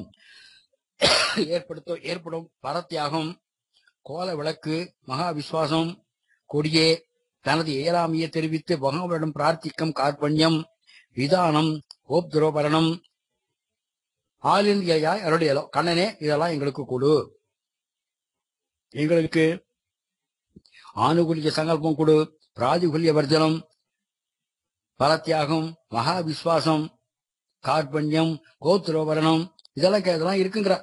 அதாவது சரணாகதி பண்றதுக்குள்ள அங்கங்கள் முழுக்க சொல்றாங்க. 25வது பாசுரத்தை சரணாகதி அனுஷ்டிக்கிறதுக்கு எங்களுக்கு கிருபை பண்ணுன்னா, இந்த சரணாகதிங்கிறது 3 வகை சொல்வா, 3 தலங்கள் அப்படின்னு சொல்வா. எப்படின்னா ஸ்வரூப சமர்ப்பணம். ஸ்வரூப சமர்ப்பணம்ங்கிறது என்ன, ஓரிரவில் ஒழித்து வளர. பரசமர்ப்பணம் அரிச்சித்து வந்தோம். பல சமர்ப்பணம் செல்வமும் சேவமும் யாம்பாடி. இந்த மாதிரிலாம் சொல்ற. இந்த காலத்துல பகவான் அர்ச்சாவதாரமா எழுந்திருக்கத்தால அர்ச்சாவதாரத்தில் தான் நாம இதெல்லாம் சுலபமா சரணாகதி பண்ண முடியும் அப்படின்பா. தேச நியமம் கால நியமம் இல்லாவிட்டாலும் விஷய நியமம் உள்ளது. விஷய நியமமாவது குணபூர்த்தி உள்ள இடம். அதாவது சரணாகதி பண்றதுக்கு தேச நியமம் வேண்டாம், கால நியமம் வேண்டாம், விஷய நியமம் இருந்தா போறோம். அதாவது சரணாகதி பண்ணுங்கிற அந்த ஆஸ்தை, அந்த ஆசை, அந்த ஒரு பரிபவம், அந்த தாபம் இருந்தா போறோம். பூர்த்தி பண்ணிட்டோம் அப்படி பாடலாம்.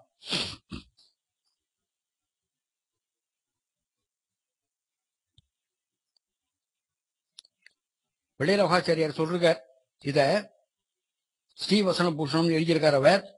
சுவாமி தேசியுடைய சமகாலத்தவர். அவர் இதை பத்தி நிறைய சொல்ற. பிரபத்திக்கு தேச நியமம், பிரகார நியமம், கால நியமம், பல நியமம், அதிகார நியமம் இல்லை அப்படி சொல்றார் அவர். தேச நியமம்ங்கிறது தூய்மையான இடங்களில் தான் செய்யணும் அப்படிங்கிறது கிடையாது. தூய்மை இல்லாத இடங்கள்லயும் பண்ணலாம். கால நியமம்ங்கிறது அந்த வெயில் காலத்துல சம்மரில் தான் பண்ணணும், இல்ல விண்டர்ல தான் பண்ணணும், அது மாதிரிலாம் கிடையாது. முற்பகல் தான் பண்ணணுங்கிறது அது மாதிரிலாம் கிடையாது. பிரகார நியமம்னா பல் தேய்க்கணும், ஸ்நானம் பண்ணணும், அந்த மாதிரிலாம் அதுவும் கிடையாது. பல நியமங்கிறது இம்மை மறுமை பலன்கள்ல பிரபத்தி செய்து கொள்பவன் வேண்டுதலுக்கு ஏற்ப பலன் கொடுக்கணும்.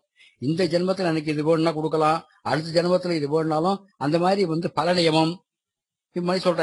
ஸ்ரீவசனம் புருஷத்துல பிள்ளை லோகாச்சாரியார் சொல்றாரு. மார்கழி நீராழ்வான்னா மார்க்க சீர்ஷம்னு அர்த்தம். மார்கழினா மார்க்க சீர்ஷம் வட முடியல உயர்ந்த மார்க்கம், உயர்ந்த வழியின் பேரு. நீராடுவான்னாக்க அந்த உயர்ந்த மார்க்கத்தில் இழிய வேண்டி, அதில் இறங்க வேண்டி, அதை அனுசரிப்பதற்காக சொல்லலாம்.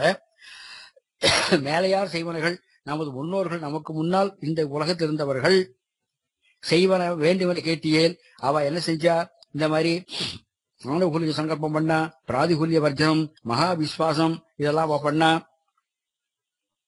கோப்திரோவரணம், கார்பண்யம், பரத்தியாகம் இந்த 6 அங்கங்களை பண்ணாவா மேலையார் செய்தார்கள். ஞாலத்தை எல்லாம் நடுங்கு முரல்வன பாலன வண்ணத்துன் பாஞ்சஜன்யமே போல் பல சங்கங்கள் பொய்ப்பாட்டுடையனவே. இதுல பிராதிகூல்ய வர்ஜனம் சொல்றது. இத பாஞ்சஜன்யம் பஞ்சஜனம் அப்படின்னா 5 ஞானேந்திரியங்கள். மனசு, கண்ணு, காது, மூக்கு, நாக்கு இந்த இந்திரியங்கள் மூலம் வரும் செயல்கள். தாமச செயல், ராஜச செயல் இதெல்லாம் பிராதிகூல்யத்தில் முடியும். சாத்வீக செயல் பிராதிகூல்ய நிவர்த்தியில முடியும். சத்துவகுணம் இருக்கிறவன் தன்னுடைய ஞானேந்திரியங்களில் தவறான காரியங்களை செய்ய மாட்டான். சால பெரும்பறை ஆனுகூல்ய சங்கல்பத்தை சொல்றா. இதுல பல்லாண்டு இசைப்பவர்கள் பலத்தியாகம், கோல விளக்குங்கிறது மகா விசுவாசம், கொடிங்கிறது கார்பண்யம், அதாவது கர்ம ஞான பக்தி வழியில் சக்தி இல்ல அப்படிங்கிறது. ஒரு கொடி எப்படி பலவீனமா இருக்கோ அது மாதிரி நான் இருக்கேன் சொல்றது. விதானம்ங்கிறது பகவானை காப்புறது, பகவானை காப்பாத்துறது. நாம பகவான் தான் நமக்கு வழிங்கத்தான், அவனை நம்ம காப்பாற்றணும். அது சொல்ற. பிரபத்திங்கிறது சர்வ பாப பிராயச்சித்தம். இவ்வளவு வருது இதுல இது 26வது பாசனம். இது 26வது பாசனங்கிறது தீம்ஷட் விச்சகம் இத்யாகு அப்படின்னு உபனிஷத் சொல்றது. அதாவது நம்ம சரீரத்துல 24 தத்துவங்கள் இருக்கு. 25வது தத்துவம் ஜீவன், 26வது பகவானை குறிக்கிறது இந்த பாசுரம் அப்படிங்கிற. 5 ஞானேந்திரியங்கள், 5 கர்மேந்திரியங்கள், 5 தன்மாத்திரைகள், 5 பூதங்கள், பிரகிருதி, மகத்து, அகங்காரம், மனசு, இந்த மாதிரி 24 தத்துவங்கள். இதுல காஞ்சிபுரத்துல பெருமாள் சன்னதிக்கு அந்த கஸ்தகிரியில மலை ஏறுறமோ இல்லையோ, மலையில போற படி இருக்கோ இல்லையோ, அந்த படி 24 படிகள். அந்த 24 படிகளை வச்சுன்னு தான் நாம ஏறுறோம். நாம யாரு? நாம ஜீவாத்மா. 25வது நாம 25வது தத்துவமாகிய ஜீவாத்மா. அந்த 24 படிகள் இருக்க ஞானேந்திரியம் இப்ப சொன்னமே, எல்லாத்தையும் படிச்சுட்டு ஏறி எங்க போறது? 26வது தத்துவமான தேவ பெருமாளை அடையிறது போய். அதனாலேயே இது 26வது பாசுரமா இது அமைஞ்சிருக்கு அப்படின்பா. இன்னொன்னு 26ங்கிறத கூட்டினா 2 + 6 8, 8ங்கிறது அஷ்டாஷ்டரம். 2 6ஆல பிரிக்கினா 12, இது துவாதசாஷ்டரம். வெறும் 2 துவயம், 6ங்கிறது ஷட்பதம் அப்படிங்கிற துவயம் அல்லது ஷடக்ஷரி அப்படின்பா. இந்த மாதிரி என்னன்னா, ஆக ஜெகத்காரணம் பகவான். ரொம்ப லௌகிகமா சொல்வார் இந்த சக்கரவர்த்தி சுவாமி சொல்ற போது. ஆங்கில எழுத்துக்கள் மொத்தம் 26. ஆங்கிலத்துல 26 எழுத்து வச்சு நான் உலகத்தை ஆண்டுட்டு இருக்காங்க. இதுல காட், ஜிஓடி, காடுங்கிறது பகவான் சொல்றது. ஜிங்கிறது ஜெனரேட், ஓங்கிறது ஆர்கனைஸ், டிங்கிறது டெஸ்ட்ராய். ஆக படைத்தல், காத்தல், அழித்தல் 3யும் காட் பகவான் செய்கிறதா இங்கிலீஷ்ல இருக்கு அப்படின்னு சொல்லுவார். ஆங்கிலத்துல பார்த்தா, ஆங்கிலத்துல பாவத்துக்கு சின் அப்படின்னு தான் இருக்கு. புண்ணியத்துக்கு ஆங்கிலத்துல வார்த்தைகள் கிடையாது. ஆனா நம்முடைய சம்பிரதாயம் புண்ணியமும் பாவம் தான், அது மோட்சத்துக்கு இடைஞ்சலா இருக்கு. அதனால 2மே விளக்கணும் அப்படின்னு நம்ம சம்பிரதாயம் சொல்றது. புண்ணியம் பொன் விலங்கா இருந்ததுனாக்க, பாவம் இரும்பு விலங்கா இருக்கு. அதனால 2மே கூடாது மோட்சத்துக்கு அப்படின்னு நம்ம சம்பிரதாயம் சொல்றது. அப்படி இவ்வளவு சுவாபதேசம் சொல்வா இதுக்கு. இந்த பாசுரம் ஸ்ரீவில்லிபுத்தூர் திவ்ய தேசத்தை குறிக்கிறதா சொல்வா. ஸ்ரீ கோதா தேவி நாயகா சமேத ஸ்ரீ வடபத்ரசாயி பரபிரம்மணே நமஹ.